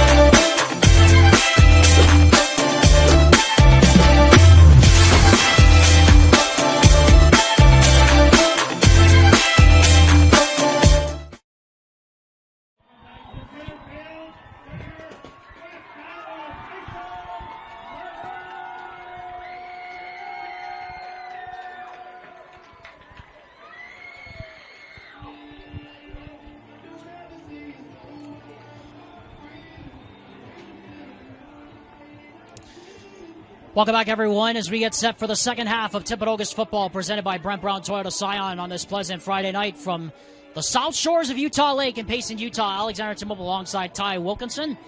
Blackjacks on the scoreboard as we start the third quarter here in about a matter of minutes. So I turn to you, Ty, and it has gone about as we expected. The two superstar pairings, Livingston and Riggs on Timpanogos side. Livingston, a touchdown catch, over 100 yards receiving. Cooper Swayze, 2 touchdown catches, and over 150 yards receiving in that first half, including that 92-yard touchdown that really got this crowd back into it. We now head into this second half where it almost comes down to, as we kind of talked about, not so much the play on the field, but the mental game at this point, the moral of who wants it more in this situation. And I completely agree with that, but we said that the momentum game and like the amount of energy that a team can provide can determine how they do the rest of the night. These are two programs where the students are just as talented, like when they face each other, as you would probably ever see in Utah, I feel like. But once again, that momentum aspect can, well, show out more than the others would say, because, well, momentum can not only prove that you are capable and willing, but it also shows that you have faith and will and pride in your team in order to try to get that win. And let's touch on that for a second, the pride and the willingness and the energy in the teams. That was really on display in that first half because Timpanogos put up 21 straight points after going behind 7-0 early, Ty, and Payson just could have easily folded up and shut the chairs and say, you know what, let's move on to the second half. But they didn't. They came back. They fought back in that first half. And Timpanogos very much did the same thing in the first half. You could tell just how much these two teams understand the magnitude of this game tonight that we said coming off the top. It's two Region 8 contenders virtually playing tonight to stay in the region race or to be eliminated from it. And you don't want to be eliminated from it either, and both teams don't want to get eliminated easy, and they're not going to go down without a fight, as we've seen. Like you said, Blackjacks are on the scoreboard, so only time will tell what is going to happen next, because these two programs, I think, are going to come out fierce, they're going to come out fiery, and I think they're going to have incentive and motive to try to get that win as much at as all costs as they possibly can. So, Ty, one area of concern we have to talk about, of course, is the inability of Timpanogos to cash in on opportunities. They had several opportunities to cash in the end of the first half. That play with 2 seconds left where they could have kicked a field goal, the missed field goal by Easton Bretzing. You look at those points right now, that's 6 points that could have been on the scoreboard, or at least 3 that could come back to loom very large in a game like this where offense looks like it's going to be a story all the way down to the final whistle. And I think that kind of offsets, though, but let me tell you why. Payson had that opportunity at the 30-yard line closer in the second quarter. So I think that's what's going to be a little bit of a benefactor to Payson is getting those positive yardages. But I agree with you. Timpanogos, they went down the field. They could have had opportunities to get points, but they didn't cash in on those opportunities like you said. But I also think Payson, it kind of just offsets because, well, both teams had mistakes, but I guess that's why the game is as even as it is right now, Alex. Yep, and that's what we expected, right, coming into the ball game, right, Ty? Like, we expected it was going to be an even matchup as the horn blows to start the second half here. And what is expected to be a very fiercely competitive second half here on the South Shores, and we'd like to bring you up to date, of course, on the BYU score. We know a lot of people are at Lavelle Edwards Stadium tonight. BYU currently leading 7-0. That game is over on the worldwide leader. Jacob Robinson with a pick 6 off Emory Jones. And the Cougars currently have the ball. Well, they had the ball. Now they're going to punt it away on 4th and 8 in their own territory. And yes, Ty Wilkinson, I really did just pull a Kevin Harlan, call 2 games at once. The references, Alex, I'll tell you. Well, anyway, back to this game.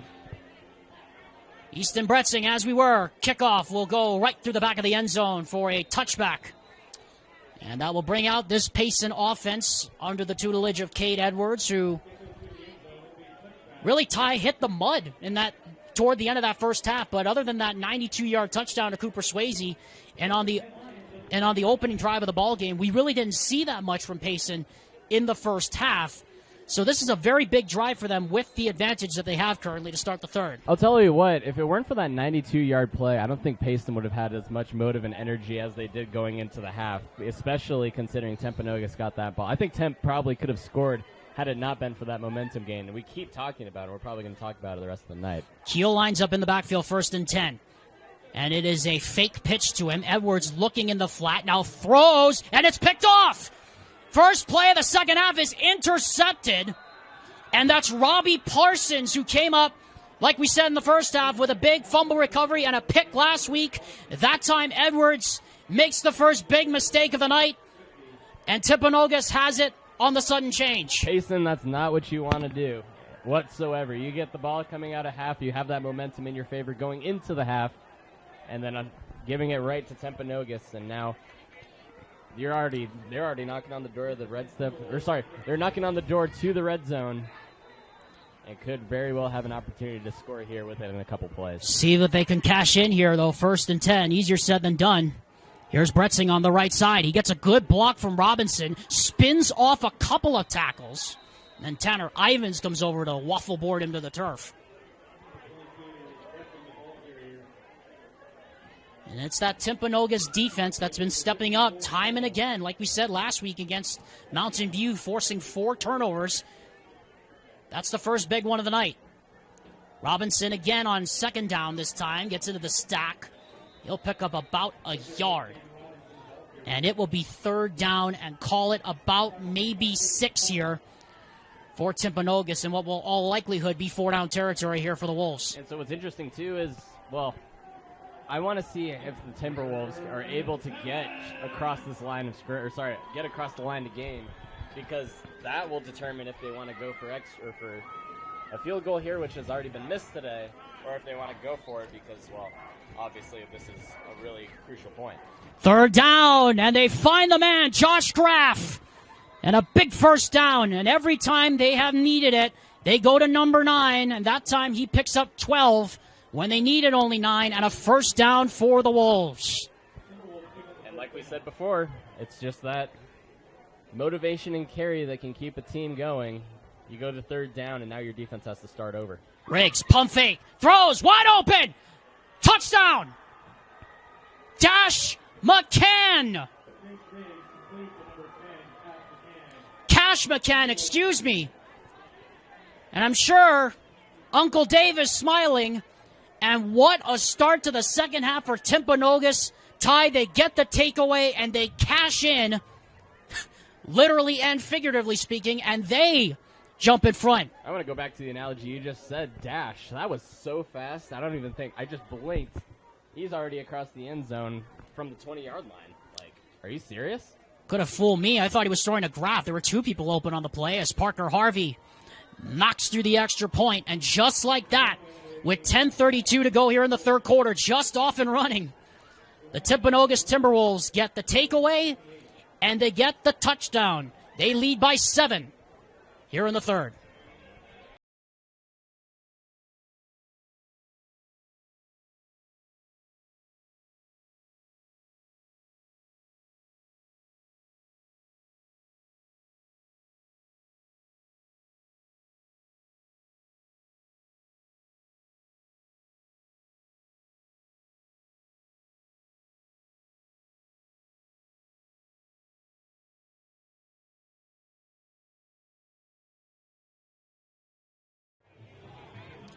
What a start to the second half for Coach Austin Heaps' crew, Alexander Timolip and Ty Wilkinson here at Payson High School. Timpanogos gets the pick by Robbie Parsons, and they turn it into 6. Thanks to Cash McCann and the touchdown that puts Timpanogos up 28-21 here in the 3rd quarter, as a line drive kick this time by Easton Bretzing will trundle through the back of the end zone. It's a good time to remind you that Advanced Windows is having their fall windows sale, Ty. You can get $2,000 off 10 windows or more, but that's not all. Yeah, you can also get 60 months with 0 interest financing for a limited time only. Call them today, 801-850-9100 before the cold blows in. And that's to say the least. Cold's coming soon, isn't it? Yeah. I'd like to thank our friends at Advanced Windows for Their sponsorship of KSL Sports Rewind's coverage of high school sports all school year long. So Cash Edwards off the pick, hands to Peyton Sorensen, and he gets stoned at the line of scrimmage. Matai To'a, the nose guard, rides him to the turf. And he's made a couple of big plays here, number 55 in the middle for that Timpanogos defense. That's what you want to see for a defensive line, especially like I don't think defensive linemen get enough credit as they do because they're not the ones who get the points that are scored. That's true. Unless you're Daniel Sauce Williams, who rumbled 41 yards against New Mexico State last week, as that pass is deflected and incomplete. Jesse King getting in on the fun. Number 50 coming away with the PBU. How about that? Boy, now it's 3rd down and 11 here for Payson, and you could feel, Ty, the momentum. The momentum is clearly swung the way of the Wolves. They're feeling it. It heavily shifted. I think Payson was coming into this with a little bit too much confidence. Huge 3rd down. They already converted a 3rd and 22. Cooper Swayze with a 92-yard touchdown. Do they have another one here? Edwards, good protection. Throws. That is broken up. Tyler Hunter coming up from his free safety position. And it's 3 and gone for the Payson Lions. So not the start they were hoping for here in the second half, Ty. A turnover, a sudden change. They give up the score, and now they go 3 and out. And their feet are being really held to the fire here to start this 3rd quarter. Coaching staff of Timpanogos just went crazy on the other sideline. Like, I think this is very heavily momentally in favor of Timpanogos, as we've seen. Yeah, defensive coordinator Joe Haymore has got to be loving it as that ball. Payson coaching staff was all up in arms saying that touched an up back. I thought it might have from up here, but there's also a flag down in the area of where the punt was supposed to be fielded. So I wonder out loud if it's actually could be fair catch interference against Timpanogos, or it might just be no foul. Brandon Riley, I saw. Yeah, Brandon Riley's waved off. Did he wave off the flag? Looked like he did. He signaled forward progress too, so I think he waved it off. So I think he was trying to throw. I think they were trying to throw the beanbag. Is probably what happened. So you spot the ball. Riggs swings it out. 1st down. That's complete. That's Pretzing. Flag down on the far side. He hurdles a man across the 40, out of bounds at the 35. There's also a flag down at the spot where Pretzing hurdled the man and lowered his shoulder. So there's 2 flags down, one here on this near side and then one on the far side. He missed the track. It'll be a double whammy here for Timpanogos. Yeah, they are called for this penalty. Again, Brandon Riley is our official. We have the ability to hear him tonight from the press box. Let's see what the judge has to say here.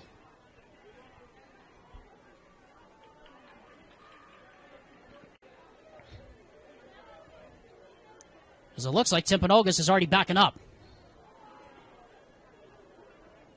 See what he says. They still haven't sorted it out yet.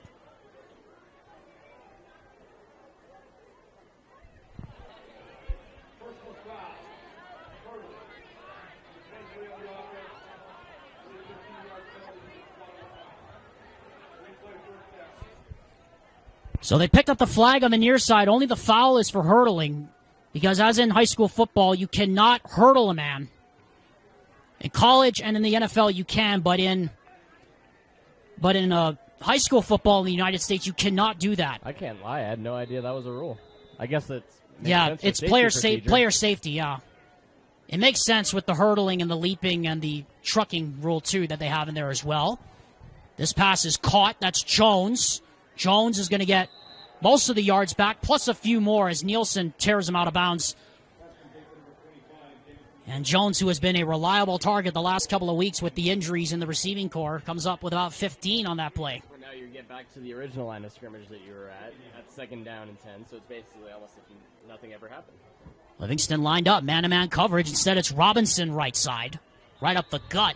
Right behind Philly Afu, that big right guard, and he picks up about maybe 5, and it'll be 3rd and a manageable 5 here for the Timberwolves. So after all of that, with the penalties, they have a pretty manageable 3rd down here. A late snap, and it's a completion to Livingston. He gets a block. He's going to be short of the first down. We'll see what head coach Brian Wall decides to do with the block in the back on Jaden Robinson. And I think if you're Brian Wall here, Tyler. I called you Ty. Sorry, Tyler. Sorry, Ty. I think, Ty, you take this penalty and back it up 10 yards because you don't want to give Timpanogos a short fourth down. I wouldn't think so either because you get them so close to that point that they're on the brink of not knowing what they wanted to do. So if you will take those yards that they're going to basically give you, I mean, I don't know.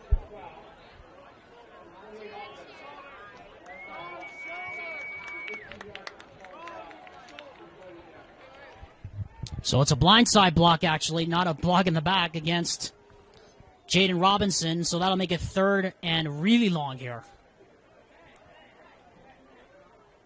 8:48 to go here, third quarter. If you're just joining us, Alexander Timolip, Ty Wilkinson from Payson High.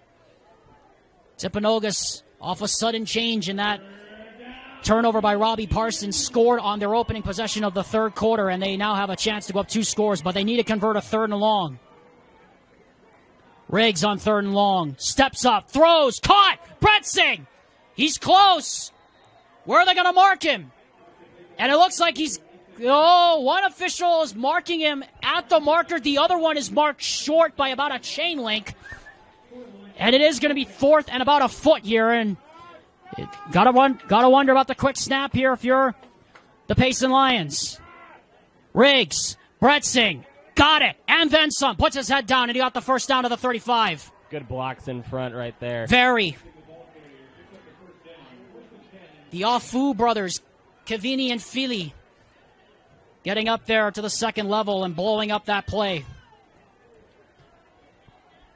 Second fourth down conversion of the night for the Wolves. 1st and 10 from the Payson 35. Riggs now throws. That pass looked like it got tipped.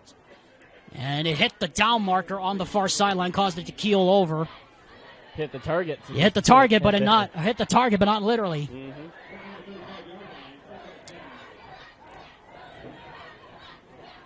Timpanogos threatening here with 7:50 to go here in the third quarter. We still have a long way to go here in this one, folks. It was a wild first half, and we're not expecting anything less here in the second. Riggs on second down, swings it again to Bretzing. Bretzing this time puts his head down and just bowls over Tanner Ivins on that far sideline. Man, Easton Bretzing is playing with some juice here tonight. And we didn't call his name very much in the first half, just considering their passing game, I guess, that Timpanogos has been playing. Third down again, 3rd and 5 this time. High snap. Bretzing is going to be short again. Once again, short by about the length of a J-Dog. And they're going to go for it again. Riggs looks like he's going to sneak it. Actually, was just trying to jump him offside, so they'll run the play here. Timpanogos already converted a 4th and a foot. Now they have another 4th and a foot to deal with here. Empty backfield, notice that. Very interesting call. Riggs, drop the snap! No matter what, Payson has it!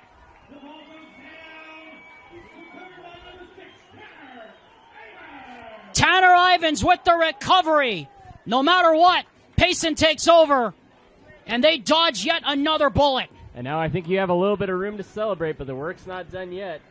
That offense has to start getting to work, and they got to start getting to work fast here. Again, and though, another high snap by that Timpanogos offensive line. That has been a problem all night long. And we talked about how weird it was that they just ran an empty backfield in a 5-receiver set and were unable to even get a throwaway. Ryan Goreka has had some troublesome snaps tonight, the center, number 69. Edwards 1st and 10 now from the 29, following the TO on D. Here is a handoff to Keel. And again, not much room up that left side. He gets about maybe 3. They'll give him 4.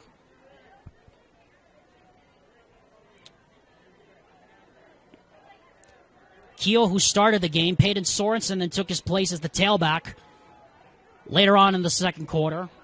And it's been mostly Keel and Sorensen doing the double duty here tonight.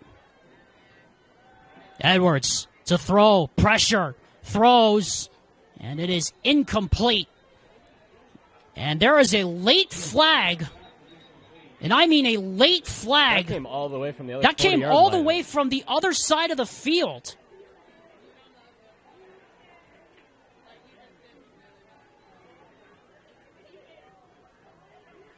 The signal is it's a holding against Timpanogos. We'll see what Brandon Riley, the official, says. It could also be a legal man downfield. But it looks like it's moving forward.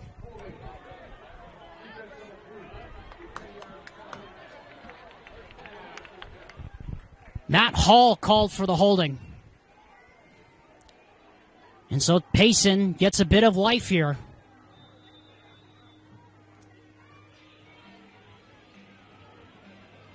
Fourth penalty of the night called against Timpanogos. And they all have been huge. Triple wide receiver lines up to the right. Keel. Misdirection, right side. Trying to flow to that right side. Gets a block. Gets a really good one. Now he could take off. And he gets planted right at the marker by Tyler Hunter. Coming up from his free safety spot. But it looked like Timpanogos had that pretty well strung out. But that was pretty good there by that offensive line by Payson to get out there on the edge. And still stops him a little bit short. And that's going to be a very interesting yard for Payson to get because they've ran so many different plays of so much different diversity. You can run it, you can throw it. And I don't know, it doesn't seem like one particular play stands out from Payson. So I'm interested to see what their itinerary is to try to get a little bit more deeper into Timpanogos territory. 2nd down and 1, and now we have a flag. And we're going to have an offside, I think, against Timpanogos.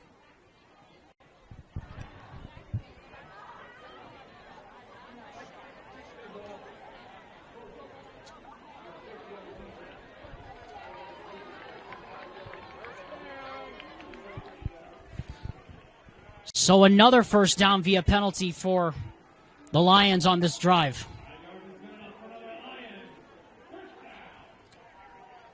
5:57 halfway through here in this third quarter. From the 43 of Timpanogos, Edwards in the gun. Pressure, pass, looked like it was tipped again. But it falls incomplete, intended to that left side. MJ Iosefo there. David Fulmer on the intended receiver, and it was MJ Iosefo who had the coverage. 5:53 to go, third quarter. 2nd and 10 now from the 44. Edwards. Protection holds up. Gets out to his left. King chasing it, now throws and just throws it into the bench. And that was almost picked off actually by Hunter trying to do toe drag swag on that sideline. And again, another third down here for this Payson offense. And I have to say, Joe Haymore's defense is doing really good at covering up the downfield shots. There had just not been a lot of downfield shots for tonight for that Payson offense. And we saw that against Mountain View last week, too, that they weren't allowing those massive plays to happen. Well, that's courtesy of Mountain View's quarterback not being exactly exuberant with the passes because, well, Timpanogos would pick it off every single time. But now you're playing a different challenge in Payson. And so now you're sitting at 3rd down and 10. We'll see if they can get a stop. Pitch goes to Keel. And Keel is swallowed up at the line. Liam Fuller playing down in that nickel position. And he did not get even but a yard on the play. It is 4th down.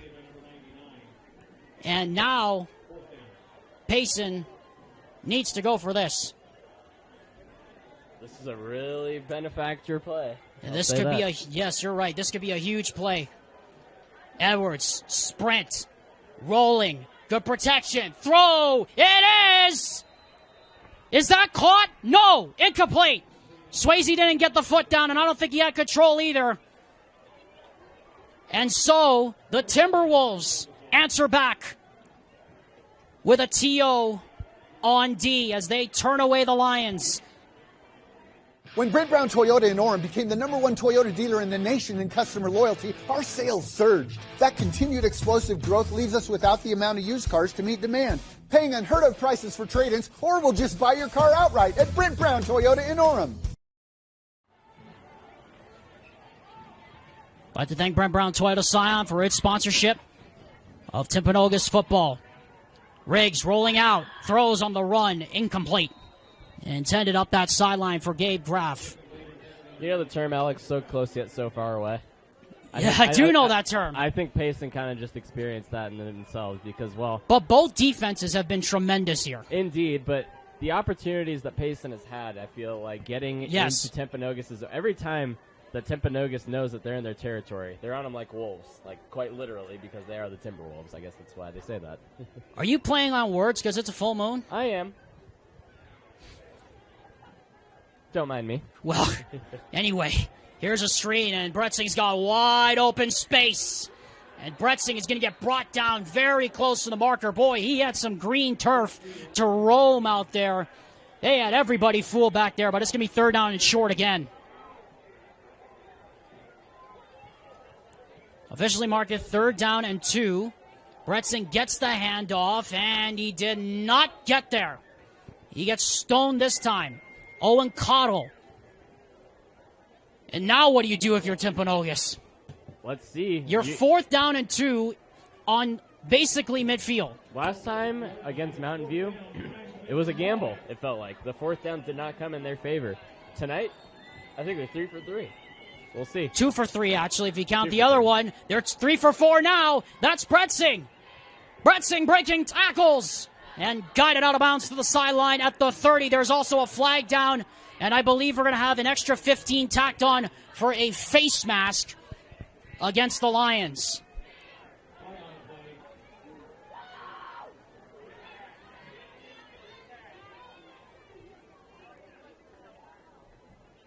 Brandon Riley still standing over there on that far sideline. Remember, we want to bring you up to date on that Cincinnati-BYU game. Cincinnati just tied the game at 7. Remember, that game is on the worldwide leader. But we know you didn't hear us come to talk about that. And we have had a dandy of a ball game here tonight, here at Payson High School.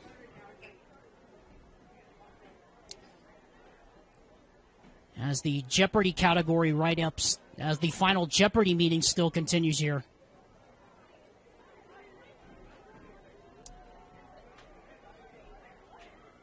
Now here comes Brandon Riley. We'll see what he says.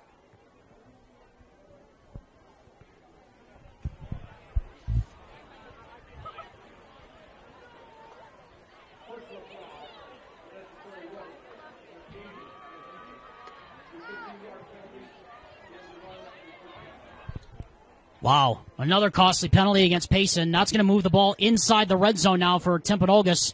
Mark it off half the distance of the goal. And that's not where you want to put Timpanogos either whenever... How much I want you to bet they're going to throw to Luke Livingston here if he's in on this play? I'm not a betting man, but if I was, I'd put 100 on it. I can't say. Okay, yep, the gauntlet's been thrown down. Riggs, high snap, looked like a broken play. And he gets smothered to the turf. Better protect that football. And now, some extracurricular activity after the play, but we've had that all night. I don't think the officials are going to be too keen on throwing flags like that at this point in the ball game, unless it got really out of hand. No gain on that one for Riggs. In fact, they're going to say he gained 1. Livingston already has a touchdown tonight, plus over 100 yards receiving. 5 going to the pattern here on 2nd and goal. They throw. Graff puts his shoulder down inside the 10. He is in for the touchdown. There is a flag down, and there's going to be an extra one for celebration on Graff. It'll be interesting to see here, Ty, what they call. Are they going to say that Graff initiated contact with the crown of the helmet? Because if it is, there is no score on the play. So we're going to have to see here. It looked like from up here that Graff led with the crown of his helmet, though. I would say so, but what's going to be, I guess, interesting to see is the celebration afterwards. That adds on another 15 yards back the other way. That's what I was thinking, too, because they've already put it up on the scoreboard here. Timpanogos goes up 2 scores, but we haven't put it up yet on our scoreboard because we're trying to figure out if this is what I think it is. Because from up here, Ty, from the sound the hit made, it did sound like he led with the crown of the helmet. It sounded like it. We'll see. By the way, Dusty Litzer just texted me if we're in the third and not the fourth quarter. Yes, we are. We really are in the third quarter, folks. It has been a crazy one here tonight. As Brandon Riley's crew, looks like they've gone over to Austin Heaps now. Well, we'll see what the judge says. Because they have already put it up on the scoreboard. We'll see if this is indeed a personal foul on Graf or it's a personal foul on Asher Geldmacher for leading with his crown of the helmet. Well, here it is.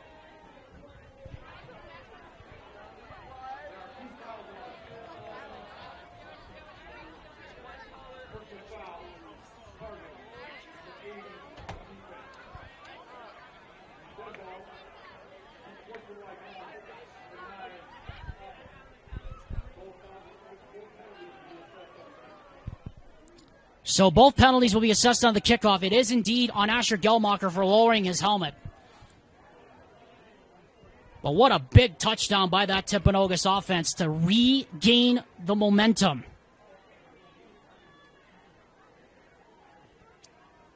And now Brandon Riley's coming over to have a chat with Brian Wall, rather, the head coach.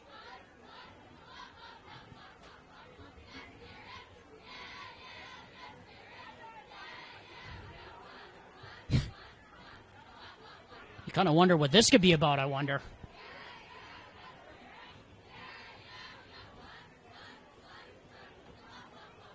I mean, when coaches and refs convene, it's kind of like oil and water. Yeah, really. About something. I think they're probably talking about the enforcement of the penalties on the kickoff. But because there was one penalty against Payson, one penalty against Timpanogos, it will offset on the kickoff. At least that's what I think it is.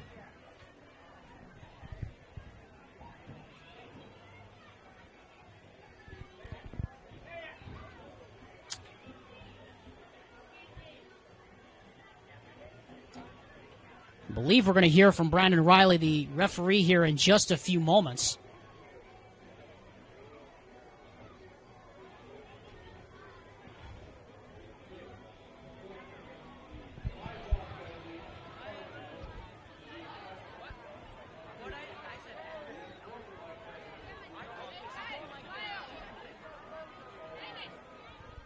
So they're going to say that. So Brandon Riley, for those that couldn't hear on the live mic here in the stadium, he said that the live ball targeting foul will be enforced on the kickoff. And the extra point is the one that's going to receive the 15-yard penalty. Well, always good to get clarification, you know? All I can say to that is, okay, whatever. So out comes Parker Harvey, in comes Easton Bretzing for a much less higher percentage extra point attempt. Instead of attempting it at the 2, this will instead be at the 17.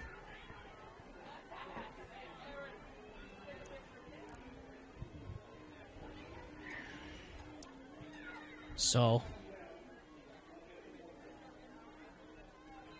here we go.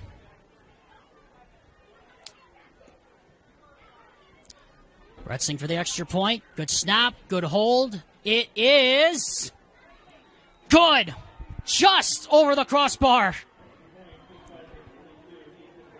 And the Timpanogos Timberwolves restore their 2-score lead late here in the third quarter. Well, they don't ask how far. They ask how many. Seriously. But anyway, Ty, let's get back to our point here.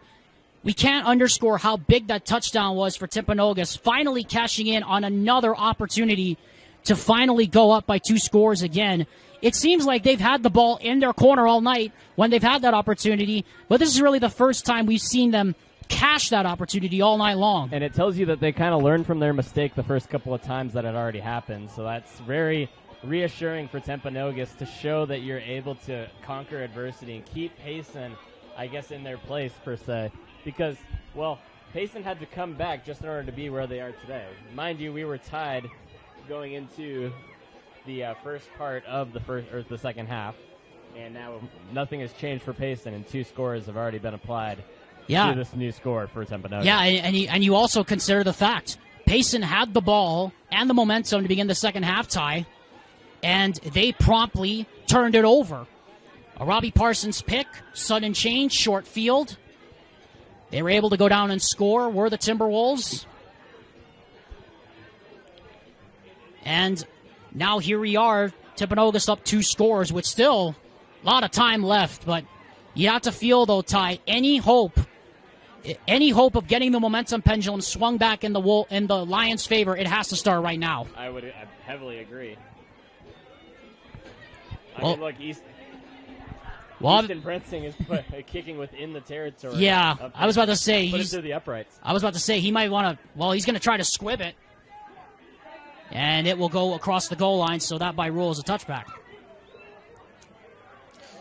So Payson comes out here. There are 3 drives here in the second half there are only 2 drives here in the third quarter tie have been interception leading to the touchdown, and then a turnover on downs inside of Timpanogos territory. They really need to get something going here. Well, Payson has done it before. We've already seen him have to come back already. And so when you're given these circumstances as Payson, you really just need to capitalize on every opportunity that you're given. But unfortunately, they're 0 for 2 on really keen-in opportunities. Edwards on first down, throws, and a low throw, incomplete. Dylan Wall, the intended receiver there, with 3:06 to go here in the third quarter, and Payson down by 2 scores. It was tied at 21 at the half, but Timpanogos has shut out Payson here in the third quarter. And the 2 drives for Payson ended in an interception leading to a touchdown by Timpanogos and then a turnover on downs. Edwards throws. That's complete. Tanner Ivins. And he goes down. The ball came out, but after forward progress was stopped. And a sorely needed conversion to move the sticks there for the Lions on that play. You just need this momentum game here, Alex. They sure do. It seems like time and again they have been knocking on the door, but they just have not been able to break through. It's just the amount of opportunities that they've been kind of just throwing away. No receiver set here, though. Very interesting. Well, you still got a lot of time. Here's a sweep to the near side to Keogh. Gets a great block. Puts his head down.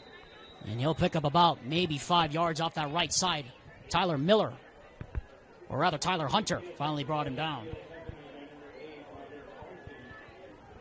So now second down. Yeah, you got about maybe 5 yards. Territory. 2 minutes to go, third quarter. Long way to go here on the South Shore. Don't expect we've seen the end of the fireworks here tonight. Edwards to Keel, left side, and he's going to get smothered in the backfield. MJ Yosefo and Brighton Tate come in to make the stop at Al. A loss of 2 there, and now it is a big third down here for this offense.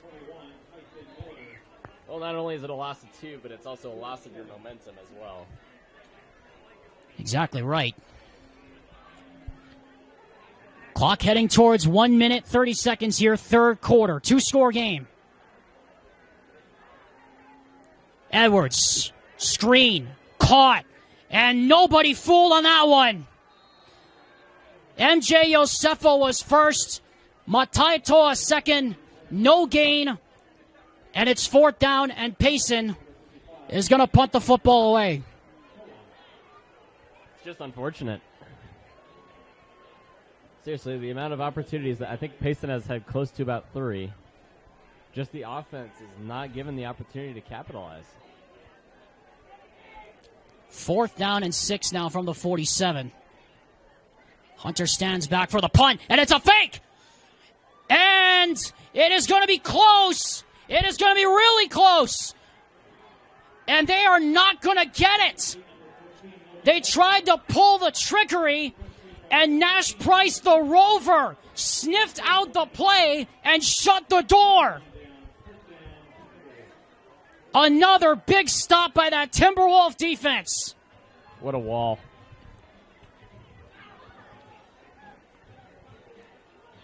I'll give Payson credit for the trickery, but when you fight with fire for too long, it'll burn you. Boy, defensive coordinator Joe Haymore for Timpanogos, Ty, has got to be loving this performance from his defense so far here tonight through 3 quarters. This has been a night and day Timpanogos defense we've seen from the last couple seasons. 2 turnovers on downs, including that interception by Robbie Parsons. And now the snap goes over Riggs' head. He's going to eat it smartly back at the 32-yard line. And that will, in all likelihood, take us to the finish line here in the 3rd quarter. Meanwhile, though, we have a man down.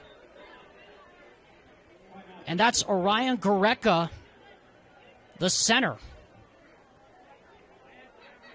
who's had trouble with snaps for most of the night, Ty, and now it looks like Timpanogos might be down their center because Goreka's a big part of that offensive line. You never want to see a player like that down either.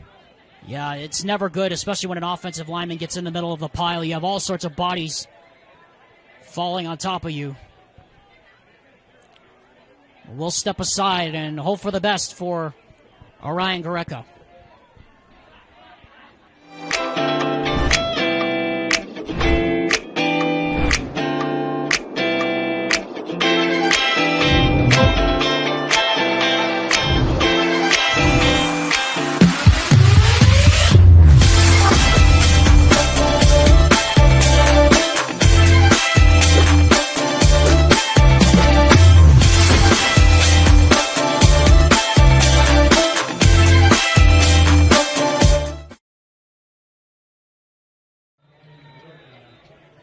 Orion Goreka being helped up off the field. Not with much assistance, so he looks like he's okay. As we're back here for the final 11 seconds here of the 3rd quarter. Timpanogos leading Payson 35-21. Actually, there are 37 seconds left. We're going to let, if they're going to let it go, and they are going to let it go to the end of the 3rd quarter. What a quarter it was for the Timpanogos Timberwolves. The sudden change, the score, and they've kept the momentum in their favor. We haven't seen the end of the fireworks tonight, folks. Don't go anywhere. Final 12 minutes when we return.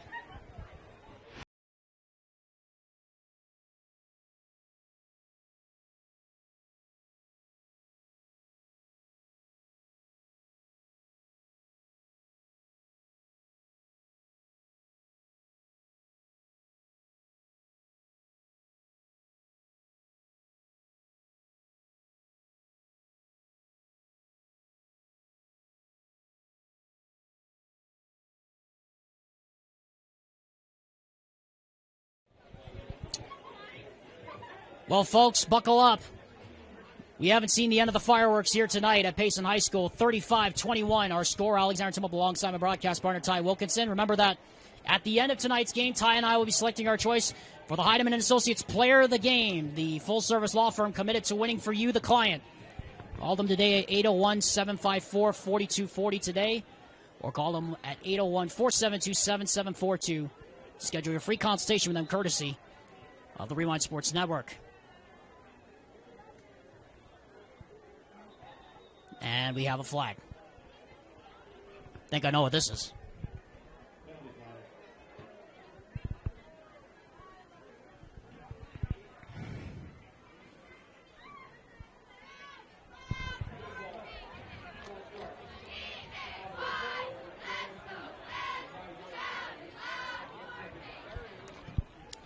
Philly Afu called for the false start, the left guard. Start the fourth quarter here on this Friday night. From the 27-yard line, this is second down and a mile. As Riggs throws, that pass was deflected and nearly picked off. That screen was pretty well read. Lincoln Ewell was in the vicinity of the pass. And Ty, I think on third down and a country mile to go here, you just got to protect the football here. Honestly, third down and 30, if you could hear the PA announcer. Another high snap.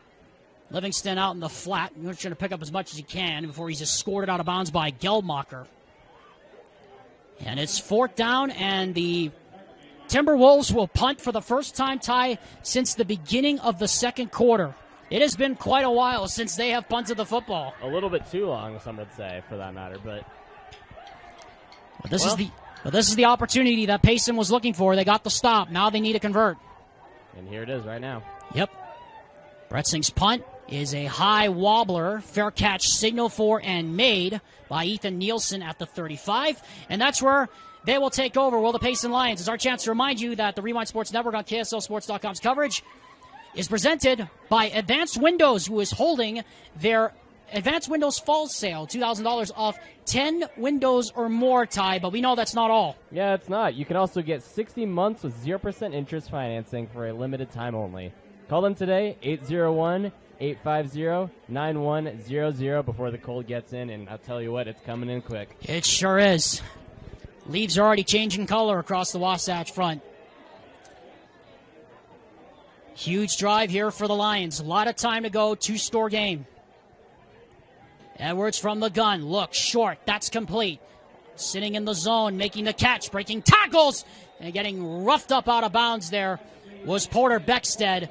Marley Yosefo, MJ's brother, got over there to escort him out, but not before he picked up a first down. Well, this game is still far from over. Payson always gets to this point right here, though. They get to midfield, and it feels like their territory just can't evade it anymore. Edwards, pressure breaks down, now throws, and just throws it away in the direction of Porter Beckstead. As we said, Payson's 3 second-half drives, tied. Turnover on downs, two turnovers on downs, and a punt, plus an interception. So that's 4 drives, actually, I stand corrected. This Timpanogos defense has just been lights out here in the second half. Edwards, protection is good. To his left, now just heaves it wide open as Beckstead, and he cannot make the catch. And he took a shot from Tyler Hunter at the end of the play, and I mean he took a lick.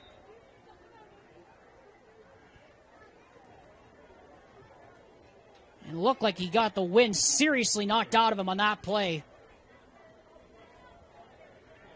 And you can't really blame him, Ty, for dropping that one. I mean, that was a vicious hit he took from Tyler Hunter. And we should point out that was a clean hit. It was a clean hit, but it was one right to the ribs, so you're not... Yeah, not a lot of padding in that area. Oh, boy. We're going to hope the best for Porter Beckstead. This would be a massive loss for Payson, both offensively and defensively, as they try to mount a comeback here in the final 11-19. Looks like you just got the new wind dog now. Nothing too major. Thank goodness. Hopefully that's it. I mean, we saw Travis Hunter of Colorado, remember, took a hit to that same area, except to the front side in the midsection, and he ended up going to the hospital when he came back in. Well, back to the football aspect. This is a very interesting third down dynamic. We always mention once Payson gets close to this 50-yard line and within the territory of Timpanogos, it seems that they just crumble. And that seems to have been the case for the past 3 drives that they've had.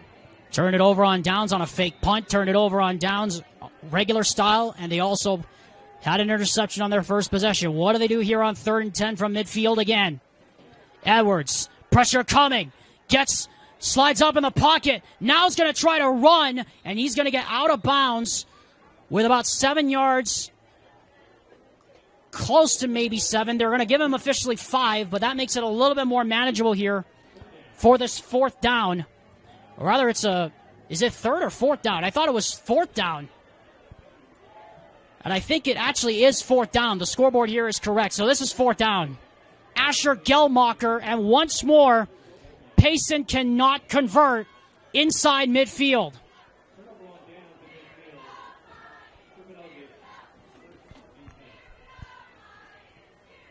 We sound like a broken record, Ty, but that's how it's gone all night long here.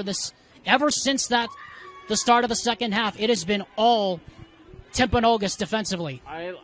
That's what I like, though, that Timpanogos has brought to the table, is that they're... And not something we counted on coming into this game. That's something even fun. It's like there's, I don't know, a force field or something at that 50-yard line that just evades Payson from entering, because everything that they do and everything that they try, every play dynamic that they rule out, Timpanogos has been able to just stop. So Timpanogos really with a chance to go for the jugular here. They're up by 2 scores, still 11 minutes to go, but they have the ball and they have the momentum. Here is Bretzing, and he gets bottled up in the backfield. And bottled up, to say the least. That is some start. That is some start for that Payson defense. And if there was ever a time the Lions needed a stop for defensive coordinator Isifile Moeatu, this is it.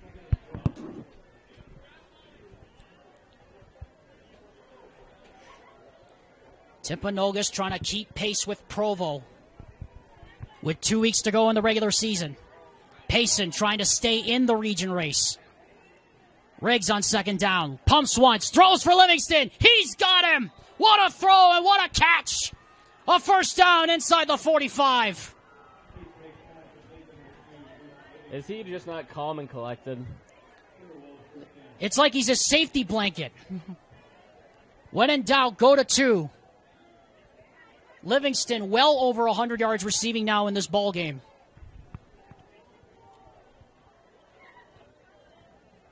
First down and 10 from the 42. Bretzing, or this is Robinson right side.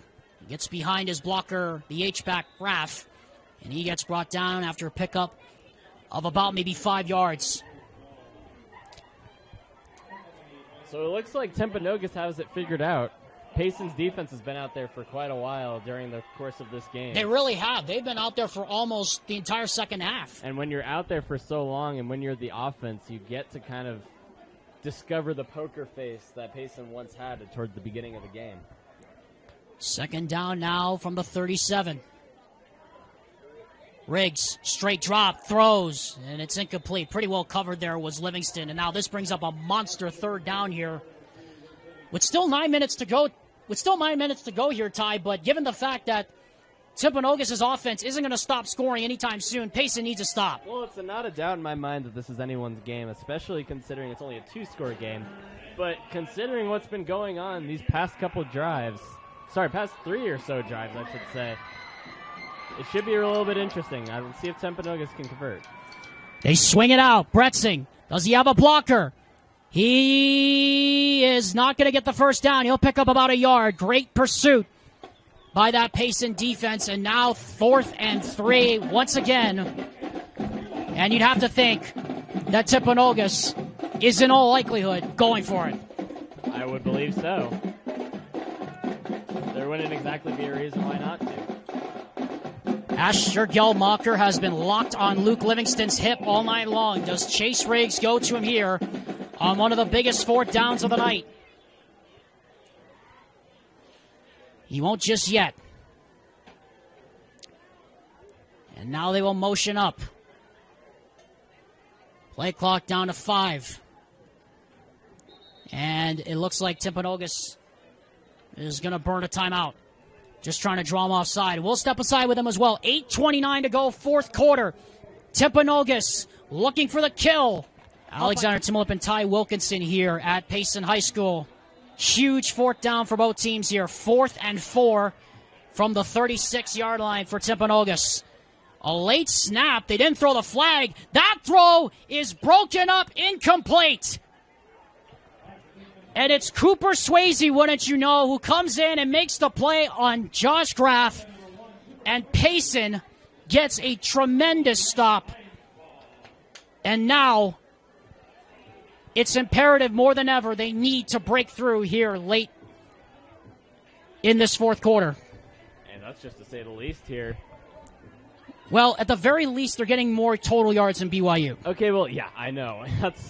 But for anyone watching, Cincinnati's up 10-7, and BYU currently has 38 total yards, and 2 passing yards. And it's kind of lucky. And it's kind of lucky that they're even in that point. But anyways, back to high school football. Yes, please. It's 35-21, very manageable. Payson is obviously, and we have a different quarterback in the ball game, a bit of a broken play, and that play was blown up right from the start. So no Cade Edwards here for this Payson team. They're going to go the rest of the way with a backup quarterback. Very interesting. That's the coach's son, Tyler Wall, that's in a quarterback right now, number 15. We're under 8 minutes to go. He's going to roll to his left, throw on the run, and that ball is caught! What a catch! An even better throw, too. That was Dylan Wall, Tyler's brother, that came up with the catch. Well, how do you do? So Tyler Wall, the backup quarterback to Cade Edwards. Edwards, by the way, is okay, no injury. He's just not playing. Wall, hands to Keel. Keel, not going to get the first down. Jesse King puts a crown on that third down.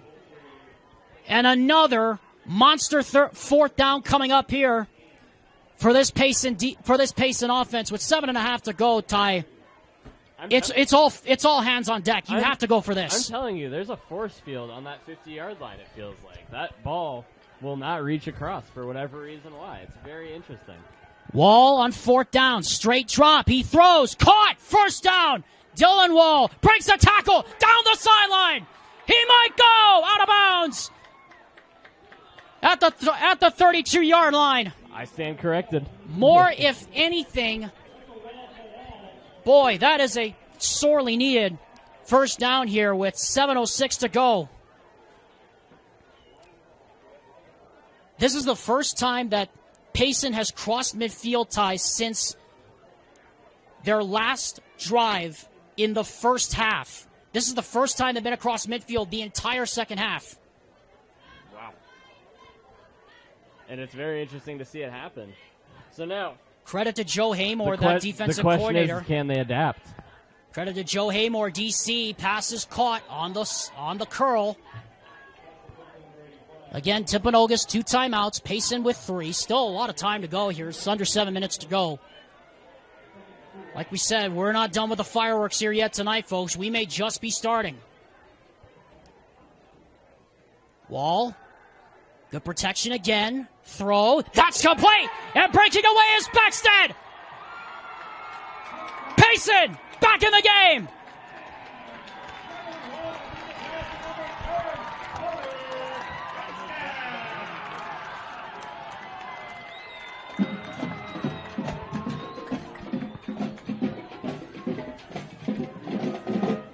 The quarterback switch, the drive, and the score. Payson has life. That is Beckstead's second touchdown of the evening.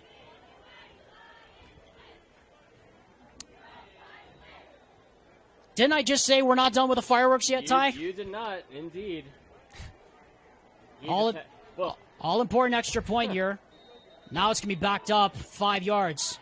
But continue your point, what you said. Yeah, the defender, can you remind me who that was that was trying to defend? I think that was Hall that was trying to bring him down. Hall? Yeah, Hall. I don't know. I felt like that play was supposed to be kind of routine in the sense that it should have just been dead from where it began. But instead, it just kept going and going and, well, put up 6 on the board and about to be 7 here. Hopefully. And now we have another flag. Logan Russell puts through the extra point. Trevin Wall. Trevin Wall. Not Tyler Wall. Not Taylor Wall. It was Trevin Wall, the name of that quarterback. Trevin Wall. Trevin Wall. Just a sophomore. What a time to step up and make a name for himself. Especially on a varsity squad. Russell, third try. Knocks it through. There you go. Buckle up, folks. We're not done yet. 6:37 left in regulation time. Timpanogos and Payson down to the wire here on the South Shore.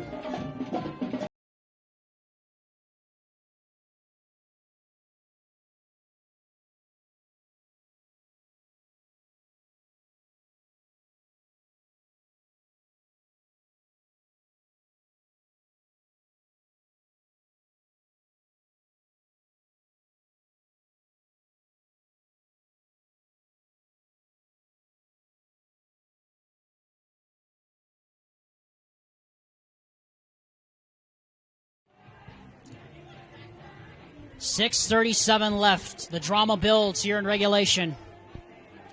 Timpanogos and Payson. Backup quarterback Trevin Wall taking over for Cade Edwards. With head coach Brian Wall desperate for a spark. He gets it. And the Payson Lions are now down by 7 with still a long way to go as Logan Russell's kickoff will be taken by Matt Hall at the goal line, but it will be ruled dead and a touchback.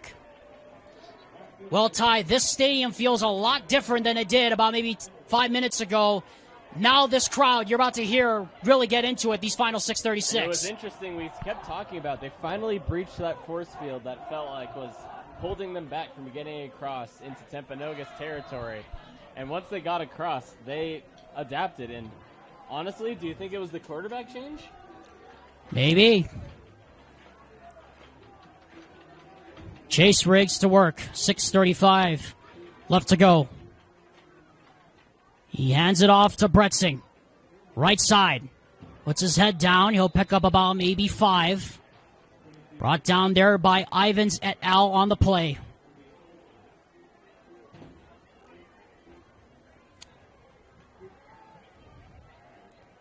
Timpanogos has 2 timeouts remaining. Payson still has 3. You do wonder when Coach Brian Wall is going to think about taking a timeout to try and stop the clock.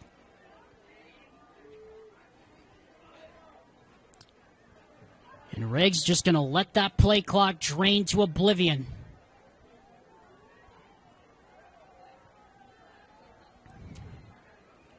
Riggs. Bretzing. Left side. And he'll pick up about maybe 4. It'll be third down.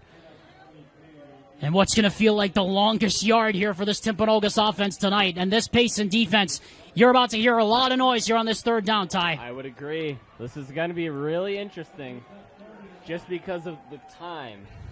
More playing an aspect than anything. It seems like Timpanogos wants the time in their favor. And they want to use up as much of it as they can while they are in control of the possession.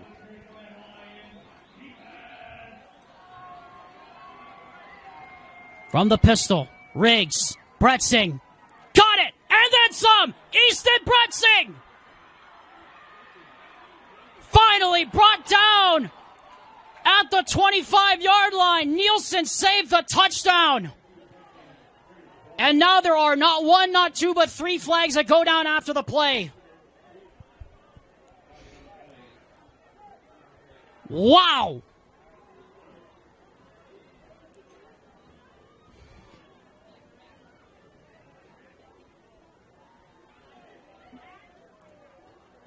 What a call by offensive coordinator Dev McCann on that 3rd and 1, trusting his offensive line. The Afu brothers, Orion Goreka. If you talk about a season-defining play, Ty Wilkinson, for the Timpanogos Timberwolves, that could be it. I think so, very well, but I don't know how the penalties will negate it or make positivity to it. That's true. Depends on which team you're on and what circumstances you're in. It is a 54-yard gain if it stands. Here's Brandon Riley.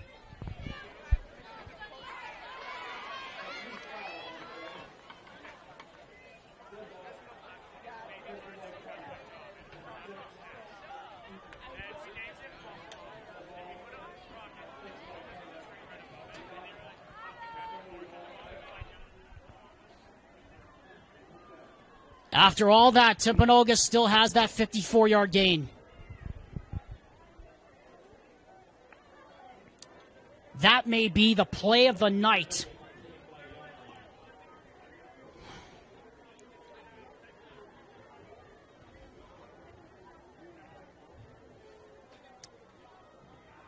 Chase Riggs just looking over to the officials.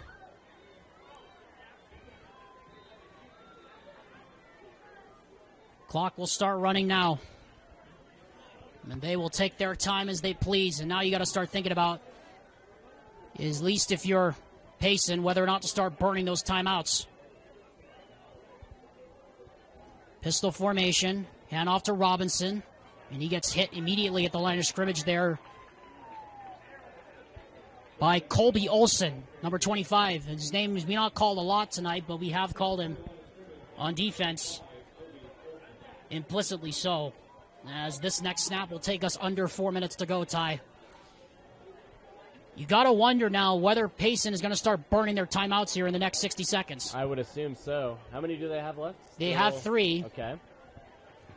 So clock management, I think once you get possession of the ball back, then you have to start using your timeouts. But that's another risk that you can take because, well... Right, because they might go for it. Yep. You would assume we're going to see a timeout after the snap. It's Bretzing right side. And he gets brought down. Great tackle by Beckstead. And not quite yet. They're going to let it go. They're going to let it run. 3rd down. And then this clock is going to be at or near 3 minutes the next time we snap the ball, barring a penalty. Remember, Payson has 3 timeouts. Timpanogos has 2.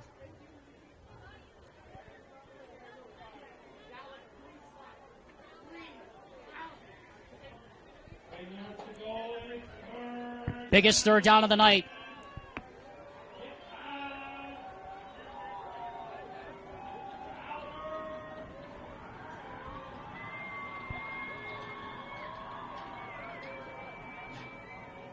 Riggs. Bretzing, left side. Just trying to stay in bounds, keep that clock moving. And he'll get brought down. And it will be 4th down and 8. And what does Austin Heaps do here? Do you keep the offense on the field? Or do you potentially or do you kick the field goal? Or do you potentially go for it to end the game, Ty Wilkinson? And what a call that would be if Timpanogos goes for it here. Honestly,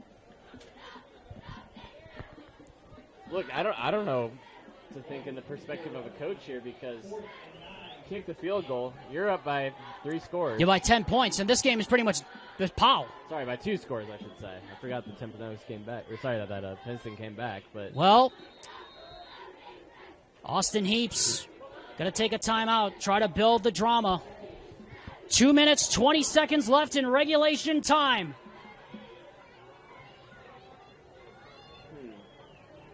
When Brent Brown Toyota in Orem became the #1 Toyota dealer in the nation in customer loyalty, our sales surged. That continued explosive growth leaves us without the amount of used cars to meet demand, paying unheard of prices for trade-ins, or we'll just buy your car outright at Brent Brown Toyota in Orem. I'd like to thank Brent Brown Toyota in Orem for their sponsorship of KSL Sports coverage of Timpanogos football. We'd like to remind you once again that at the conclusion of tonight's game, which may not be in any hurry from now, Ty and I will be selecting our choice for the Heidemann and Associates player of the game, and there have been a lot to choose from here tonight.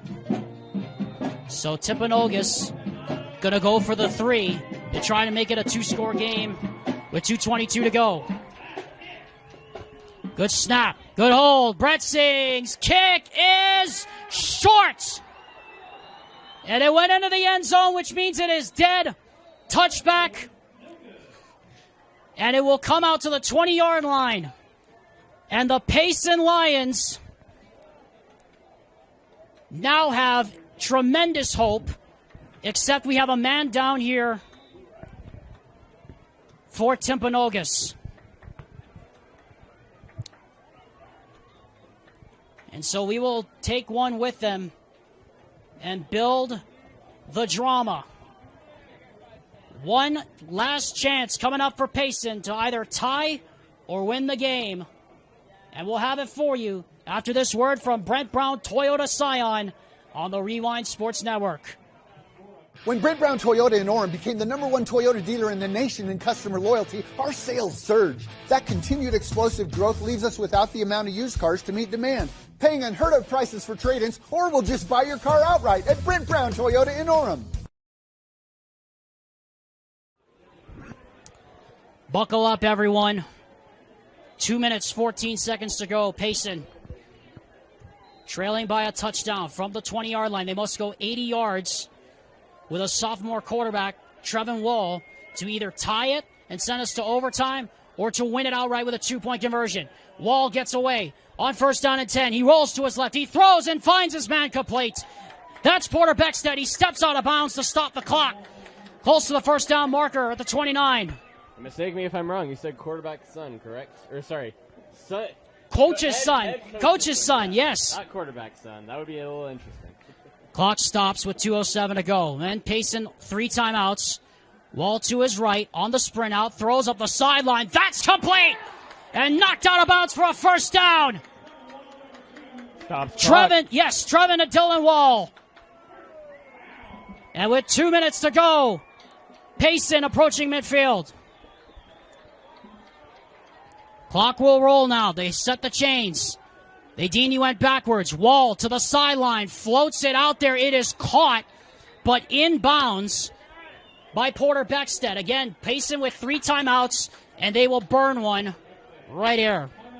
I know you probably didn't see it, but that ball was actually tipped in midair.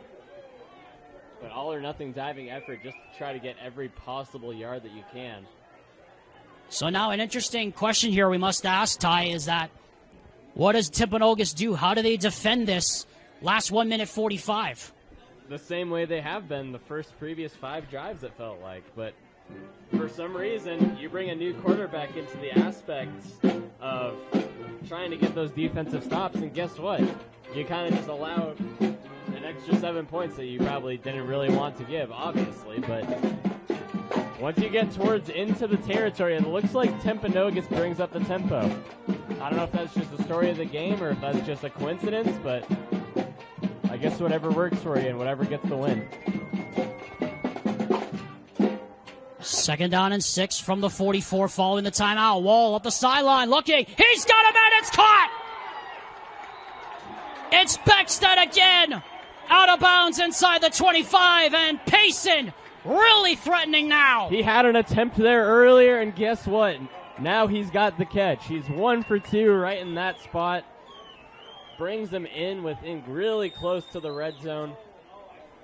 And now you got to wonder if you maybe use some time here if you're Payson. Don't let Timpanogos have another shot at this.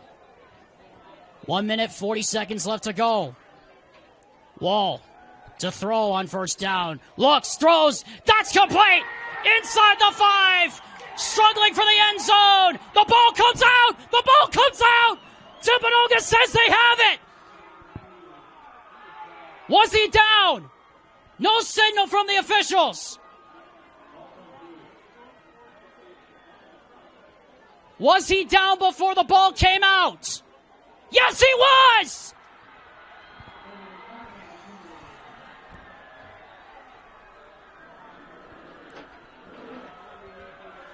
Sucking the life and the pride out of the hearts and the souls of the Payson offense. Marley Iosefo forced the fumble. It was recovered by Tyler Hunter. In what could be the game-saving play. Unreal. The hearts of every Payson player just sunk deep within their chest. So again, this game not over just quite yet. Timpanogos must still get a 1st down and force Payson to burn those 2 timeouts. What's interesting, though, is they're and now so you're backed up close. on the goal line. Yes. This game is far from done here, folks. 2nd turnover of the night by Timpanogos, and what a time to do it. 1st and 10 at the 1 following the turnover.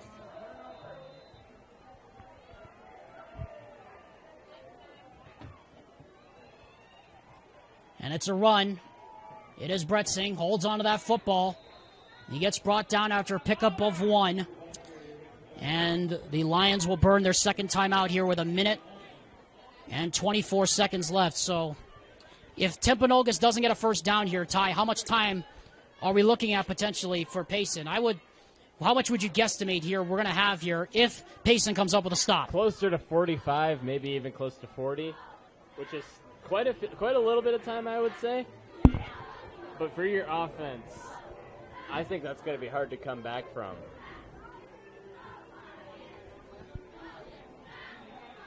Timpanogos scored 21 straight points, and they went up 2 scores before Trevin Wall came in and turned this game on its head. And we told you, folks, the fireworks weren't over in the first half, and what a game we have had tonight here on the South Shores of Utah Lake. The sequence has just been unbelievable. Agreed. Alexander Timolip, Ty Wilkinson drinking it all in. 1:24 to go. 1 timeout left for Payson. Livingston lines up to the right. I would sincerely doubt it's going to be a pass. And it is a run to Bretzing. He'll just get into the middle of the pile and pick up about 1 yard. And Payson will burn their final timeout. Clock reading 1 minute, 21 seconds here in regulation.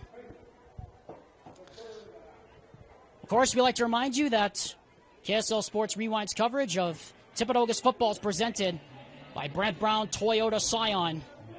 And we are also brought to you by Igloo Outfitters, the coziest wearable sleeping bag that has you covered during the chilly days and nights of fall. Worry no more about the weather and watch your favorite team in comfort with Igloo Outfitters. Go to igloooutfitters.com and enter the promo code REWIND for $20 off. And never miss the moments you were meant to see. And again, that's IGLUoutfitters.com. We'd like to welcome in a new audience, those joining us live on KSLSports.com and the KSL Plus app from the Red Zone that just signed off a few moments ago with Dusty Litzter, Jeff Hansen, Alexander Timolip, and Ty Wilkinson taking you through the final 121 of this incredible game between Timpanogos and Payson, and the Timberwolves trying to hold on and stay close with Provo in the Region 8 race. Payson trying to get one more stop and get one more chance. It's a handoff to Bretzing, and he stays on his feet, and he is going to get brought down at the line of scrimmage. And so clock starts now, play clock starts now with 1:10 and rolling. And I think we're about right that Timpanogos is going to give Payson about 40 seconds to work with here. But the problem is they got to make sure the punt from Bretzing gets out of the end zone first. That's the big question. Can they do that? That's the biggest aspect because, well, if he gets blocked, then you really got a problem. Mm-hmm. The offense is on the field here for Timpanogos, but I assume it's for cosmetic purposes. They aren't actually going to go for it. They'd be crazy, I think, to go for it here on 4th and 5 from their 6. And so they will take a timeout, and with 31 seconds left here in the regulation time, they will draw it up and make sure that punt gets out of the end zone. So both sides now with no more timeouts here in this one. And what a turn of events. A fumble at the goal line. This whole game has just been incredible to watch from an aspect of just momentum swings. I mean, we told everyone coming off the top of this tie that everyone was going to be glued to this game up until the final whistle, because these are two teams that are playing for playoff positioning and for their Region 8 lives right now to catch a share of the title with Provo. And just such adversity has been shown between the two teams. Like, I take for granted the amount of times that Payson has been able to be really far behind the lines, per se, of the Timpanogos side, just trying to score in general. But they've been able to overcome adversity a few times, and have had a couple of really good drives towards the end here. Interesting formation here. Luke Livingston is in. I wonder out loud if maybe they're going to try to kill as much time as they can. But with 33 seconds left, that's still a lot of time. Well, we're about to find out what this is going to be. Ethan Nielsen stands back on his 45 to return the punt. And it's a fake! And it is going to be Livingston trying to kill time. Livingston needs a couple of blocks. Payson needs to get him out of the end zone. They finally do. But with 24 seconds to go, Timpanogos is going to give up the 2 points.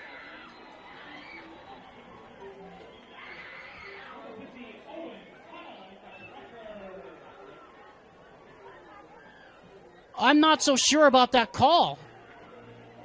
Because now a touchdown wins the game.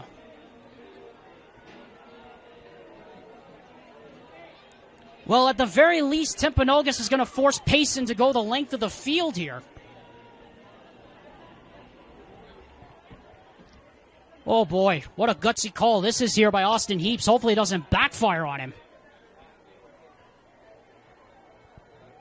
Because now Timpanogos is going to kick off the free kick from the 20-yard line, and Payson is going to have however long there's going to be left, like about 15 or 20 seconds, with no timeouts to get in position for at least a Hail Mary. Well, the odds of overtime have completely dwindled, if there is any chance at all anymore. There was a penalty on the play for an illegal formation against Timpanogos. They declined the penalty. So it'll be Cooper Swayze and Devlin Wall to return the free kick here for the Payson Lions, and you can almost guarantee, Ty, there will not be a free catch kick. I don't believe so.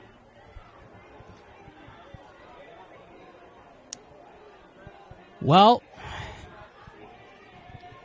here we go. Easton Bretzing will do the honors himself to try and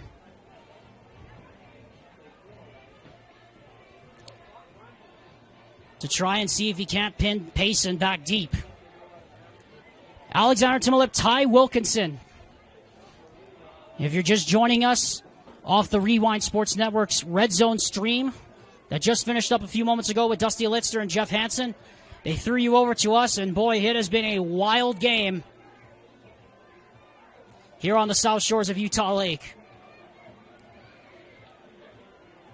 24 seconds left in regulation. Bretzing hits a line drive that hits Swayze. Now he's going to have to pick it up and run. Cooper Swayze up to the 35, and there are now 16 seconds or 18 seconds left here in the ball game. And the ball, in fact, came out at the end of the play. Dash McCann has it. Is this Timpanogos' ball? No signal yet from Brandon Riley's crew. Timpanogos is all saying the ball is theirs. I didn't see a signal for a beanbag coming out. Celebration on the other side. Yeah, the Timpanogos team is all celebrating on the other side. We have not had a signal.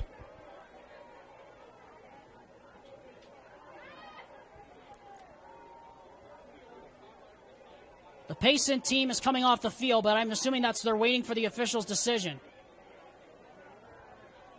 Because if the officials say Timpanogos recovered the ball, this game is over.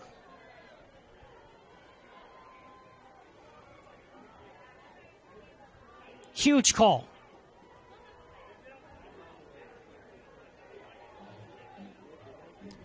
Remember, we don't have the benefit of instant replay in high school football for the officials. They are relying mostly on their own sight.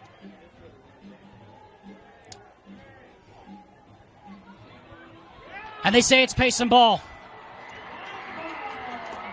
And they're going to say that he was down before the ball came out. And with 18 seconds left, Payson's going to have one more chance.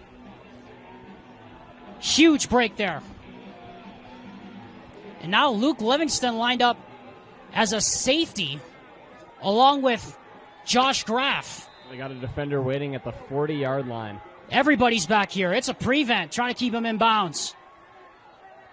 Wall looking, quick pass up the sideline, dropped. Intended for Cooper Swayze. And there are 13 seconds left here in this ball game. Swayze had it in his fingertips but couldn't haul it in.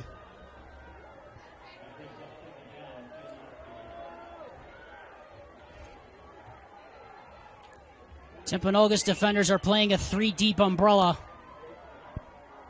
across one hash mark to the other. 13 seconds left in the game. Wall to throw. Three-man rush. He gets pressured. Rolls to his left. Heaves it up. And it's intercepted. MJ Yosefo.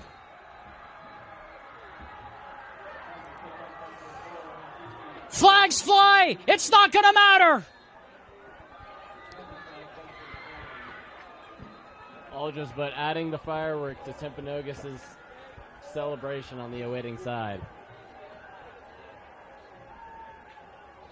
And an additional flag comes out now from the other side as head coach Austin Heaps in the Navy shirt trying to keep his team at bay.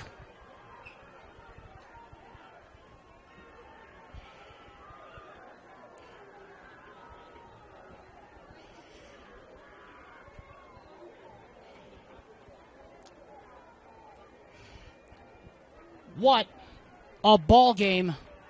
What a crazy final minutes this has been tonight.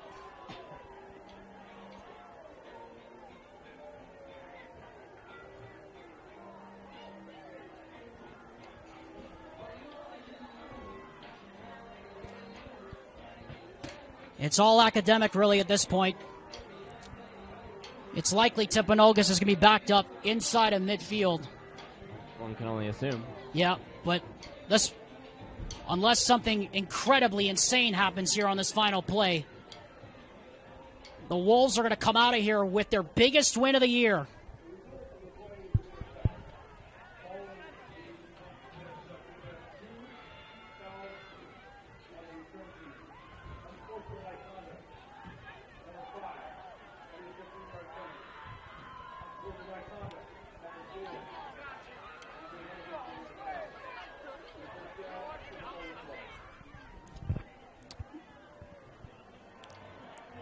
Three penalties totaling 45 yards on the play, but I think, frankly, nobody's going to care.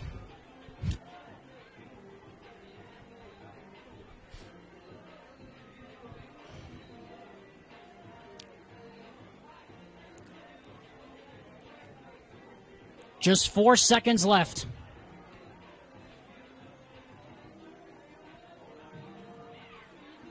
The Timpanogos Timberwolves, after getting pasted for 35 points in the first quarter last season against Payson at home on their field, with one final knee by Chase Riggs, has just pulled off the biggest win of their season.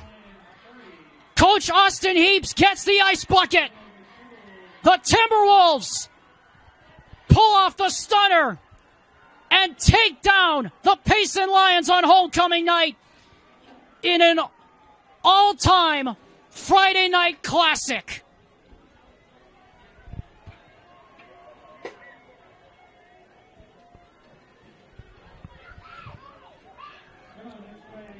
What a game.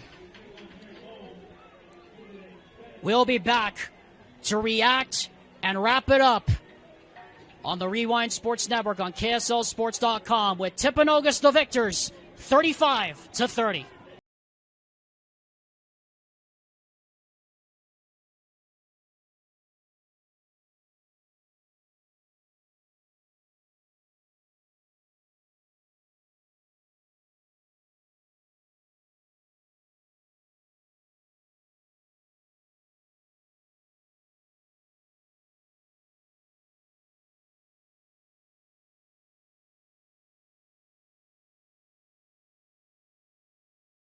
Hope you caught your breath and came back for the finish here tonight.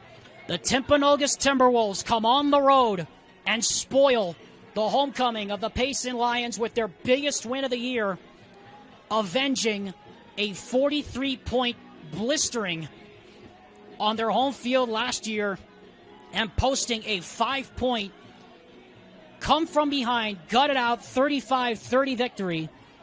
Alexander Timolep with Ty Wilkinson. Ty, we expected this was going to be a close game. We knew it was going to go down to the wire. This was two teams fighting for playoff positioning and their playoff lives, and this game delivered from minute 1 to minute 48. And you couldn't say it any better than that, Alex. The amount of sequences, just the amount of opportunities I feel that each side of the ball had, the game could have gone either way. It could have easily been 42-30 or 45-30 or even closer than we would have thought, maybe even overtime. But the way that the game ended today just proves the adversity that Timpanogos has for themselves, and what a win for this organization to improve to now 6-2. Yeah, Timpanogos remains in a tie for first with Provo. At least for now, we haven't officially confirmed it, but we know that Provo and Timpanogos are now tied for first place. We believe now at 3-1 in region play, but we have to go back to this Timpanogos team battling through adversity. This team, like I said, Ty, was pasted for 35 first-quarter points against Payson last year at home. Chase Riggs knocked out of the game. This shows you just how far Austin Heaps has brought this team since that pasting last season at home. And agreed, because, well, Timpanogos, they've kind of just shown, like you said, the adversity that they can overcome. They proved that they are able to not only get defensive stops, but it felt like it was all too easy going up until towards the closing minutes of the fourth quarter with the quarterback change, courtesy of Payson. But once again, improving to now 6-2. You said that they could easily be tied for first now in their division in record. Each team is just fighting for that playoff spot and just laying it out on line, and we're fortunate to be able to call it just what we expected too, right? Provo and then everybody else. But how about Provo and Timpanogos now tied for first with 2 games to go in the regular season? Amazing job. All credit to Austin Heaps. And also, we want to send a shout-out to head coach Brian Wall. This team has really fallen on hard times now, Ty. 3-5 now, all but relegated to just playoff positioning in their final 2 games. This is a really, really difficult pill to swallow for the Lions because they had so many opportunities tonight, and they just couldn't cash in. It wasn't just the opportunities, it's the amount of games that they have played that have been so close and just heartbreakers. But once again, a win is, at the end of the day, what happens. It's either a win or a loss. You either win or you lose. And unfortunately, they were on the losing aspect today, and that unfortunately can't improve. I will say, don't expect this team to be down for very long. They still have 2 more games to get it right, and we know Brian Wall's team will turn it around in their final 2 games. Now it's time to name our Heidemann & Associates Player of the Game, presented by the full-service law firm committed to winning for you, the client. It's not a player tonight, Ty. We agreed on this. We're going to give the game ball to Timpanogos defensive coordinator Joe Haymore. He has had a spectacular last 2 weeks. Not on the score sheet, but doing enough plays at the right time when it mattered the most. This team clearly has turned a corner with Haymore as their DC. Just the play calls that he has provided, and just in that secondary, it's just so dangerous to even throw. If you're a quarterback of the opposing team, we saw Payson throw the picks just towards the end, but honestly, I'm kind of speechless. It's just out of control, the amount of defense that was able to be shown towards the end for Timpanogos, and including in the third quarter, it felt like. We talked about that 50-yard line, basically force field, that couldn't allow Payson to get by. But again, Payson sort of adapted towards the end, but they showed that they were able to conquer adversity, and it didn't let them waver. Ty, it's always fun when I get to do a close game, but it's even better when I get to do it with you at my side. It's been a real fun ball game tonight here in Payson. Just what we wanted. And I will say this, the bite-size hype guys, the fans out there, they know who they are. They got what they wanted tonight. They got Alex Tumalev doing a close game. What do you want more than that? What else can you say? Friday Night Lights, probably the best game I think I've ever called. Yeah, it has been a fantastic game. We want to thank Addison. We want to thank the wonderful people here at Payson High, and just an amazing scenario, amazing game all night long. We're grateful we could be a part of it. Thank you to Dusty Litzter and Jeff Hansen for keeping you all entertained up until we kept you all entertained for the final 30 minutes here on this pleasant Friday night. Now, for Ty Wilkinson and for Addison and for Vince Francis and Dusty Litzter and Jeff Hansen, probably all in a onesie from Igloo Outfitters, I would assume. This has been the Rewind Sports Network on KSLSports.com's presentation of Timpanogos football, brought to you by Brent Brown Toyota Scion. The final score once more, Timpanogos 35, Payson 30. Until we meet again, sleep well, everyone. Aloha from Utah. Maui, we love you, and good night.